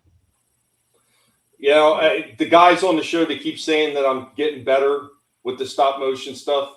Mm-hmm. I don't see it quite as much as they do, but they're having fun watching some of the stuff. So as long as everybody's having fun watching, I'll keep doing it until, the wheels fall off or YouTube bans me. Well, just to let you know that you're going to always feel that way. You're not going to like your work because you want it better. Even if people are honestly saying, yeah, this is great. But you as a creator goes, no, I could do a little bit better in this area. So, yeah, don't fall in the trap that you aren't doing well. Just have that strive to keep on going on. Use the people that say that as it's like, oh, you like that? Wait until you see what I'm going to do next. Yeah, well, that's the thing with somebody that's a creator. I know that from when I used to play in the band. If you're happy with everything you're doing, you're not striving to become better. So, As far as I've been doing content on my channel for, it's over 6.5, getting close to 7 years now. And I am never fully happy with any of the stuff that I've done. Never. Right. Because you're I'm the same way. It's like when I'm doing a live stream, whether it's with Baron and Cash or by myself, it's like, you could do that so much better, Mike. Come on. It's like, even after I released my short for Devastator, I realized that for Mixmaster, I folded the front of him up wrong for his, foot mode. I'm all, shit. But I've already posted it. I'm not going to take it down. Mike, how could you? Tommy, do you forgive him? It's okay. It's okay. We got to wind up talking about what we're going to do about that at some point, because I have some ideas, so I'm going to float them around to you. But like I said, I want to get through the filming of everything too, which, once I'm done with this diorama, it shouldn't take too long. Probably a couple days to stop animation, hopefully. Okay, Mike, I'll let this one slide because Tommy said so. Well, at least I'm man enough to admit it. It's like, ah, shit. I'm not man enough to admit any mistake I make. I've never admitted to a mistake once. But anything else besides the toy show, Tommy? No, that's pretty much it. I'm a pig that keeps it very simple. All right. And I think that guinea pig of yours got into some of Smoking Patriots stuff. That's probably why he was in the corner. Probably eating Cheetos. But before we get out of here, I do want to thank Joe's Atmosphere for being here. And Joe, again, we're praying for you and your mom and your family. Yep. And if you need anything, please reach out. Yes. I also want to thank Shane, also known as your Ron, for being here with us tonight. Good to see you, brother. Yeah, he's okay. Of course, Tim was here. And Tommy, thank you for being on the panel. Thanks for having me, and always awesome to be able to be surrounded with some really cool people and hang out and talk some really cool stuff. So appreciate it. What place are you talking about? Sitting around with cool people? Let us know. Look, don't get your space panties all in a bunch, Baron. Hey, I got news for you. I'm not wearing any panties, or pants for that matter. We didn't need to know that, especially during this live stream. You know what? I'm more short off the airlock. I'm more worried about where he's got that J.J. Adams in the cell now. No. I'm wearing shorts. You know what? It's 15 degrees. I don't know what the wind chill is, and I'm wearing shorts. Not pants, shorts. So that sounds like me, to be honest with you. Yeah. I mean, it's not 15 below, then I might put some long pants on, but and a jacket. And I also want to thank DJ Ronnie G for being here tonight. And of course, everybody who joined us on the Cosby side, thank you for being with us tonight. One of those was Orc War Chief Reviews. Thank you very much. Lady Mist, Free Rock, DJ. We also had Joe over there, Baron, Tim, Shane. I know I mentioned Lady Mist, but I'm going to mention her again. Why? Because she's the Admiral. He wants to stay on her good side. Yeah, I don't want her dragons coming after me. No. They'll fire their photon torpedo breath. Mm-hmm. I love a Smoking Nerd might like that. Yeah. Smoking Nerd would like that. But real quick, before we get out of here, I do want to let you know that we're not just going to have one episode of Pop Talk this week. Not just two, but we're going to have 3 episodes of Pop Talk this week. Of course, tomorrow's episode at 1 p.m. Eastern Time, where, yes, we are going to be talking about the potential merger of Warner Brothers and Netflix, and also what role Paramount might still play in that potential merger. And then, of course, there's going to be the Wednesday edition at 6 p.m. Eastern. And then we're going to have a special Thursday edition at 7 p.m. Eastern, watching and reacting to the 2025 Game Awards. And then Tuesday, and it's going to be the only game stream on the channel for this week, I'm going to be playing Mafia: The Old Country. Mamma mia. That is what's coming up on the channel. I appreciate everybody who took the time to be here and, of course, join us. Stone Cold Loki, appreciate you taking time out of your Saturday night to join us. Tommy, thank you for taking time out of your Saturday night to be a part of this particular episode of The Adventure Continues, a Star Trek discussion. Patriot, I'm glad you're able to come on tonight. I know you're retired, but always good to have you here, brother. You know, it's always an honor to talk Trek and watch it with you. So, always an honor. And of course, Barrett, yes, it's always an honor to have you here too. You may be a co-host of Pop Talk, but when you're here as a guest, always appreciate it.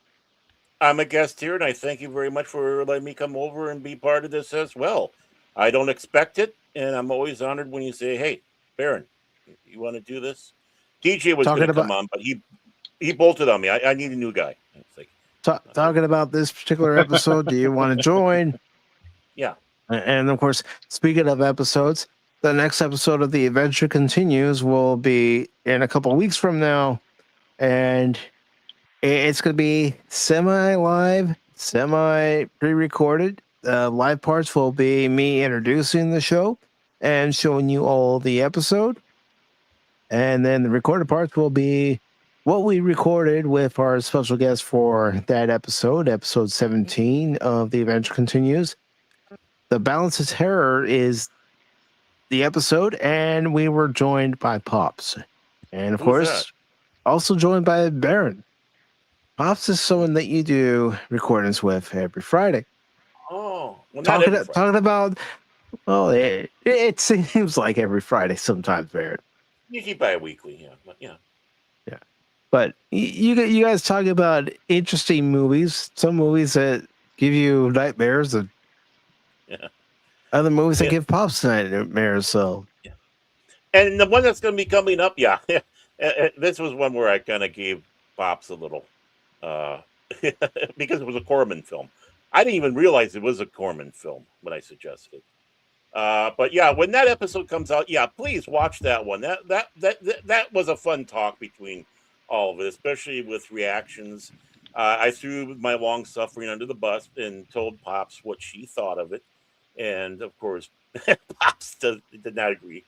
I don't agree, but yeah, it's so. And I'll spell it for you. The two movies that we talked about was The Sword and the Sorcerer, and the other one was Sorceress, which is the Corman film. And both were done in 1982. So we kept it to that 1982, one of the giant years, as a lot of people say, for movies. These weren't, especially Sorceress. Yeah. Don't remind me of Sword and the Sorceress. Please don't. No, Sword and the Sorcerer and Sorceress. Well, you didn't like okay. We'll talk later. Yeah, I know. And DJ, I'll get back to you on Code of Honor, because yes, even on The Adventure Continues, we do go through the not so good episodes, but we try to find something good about it. Mm-hmm. And trust me, with that episode, I don't know if we're going to be able to find anything.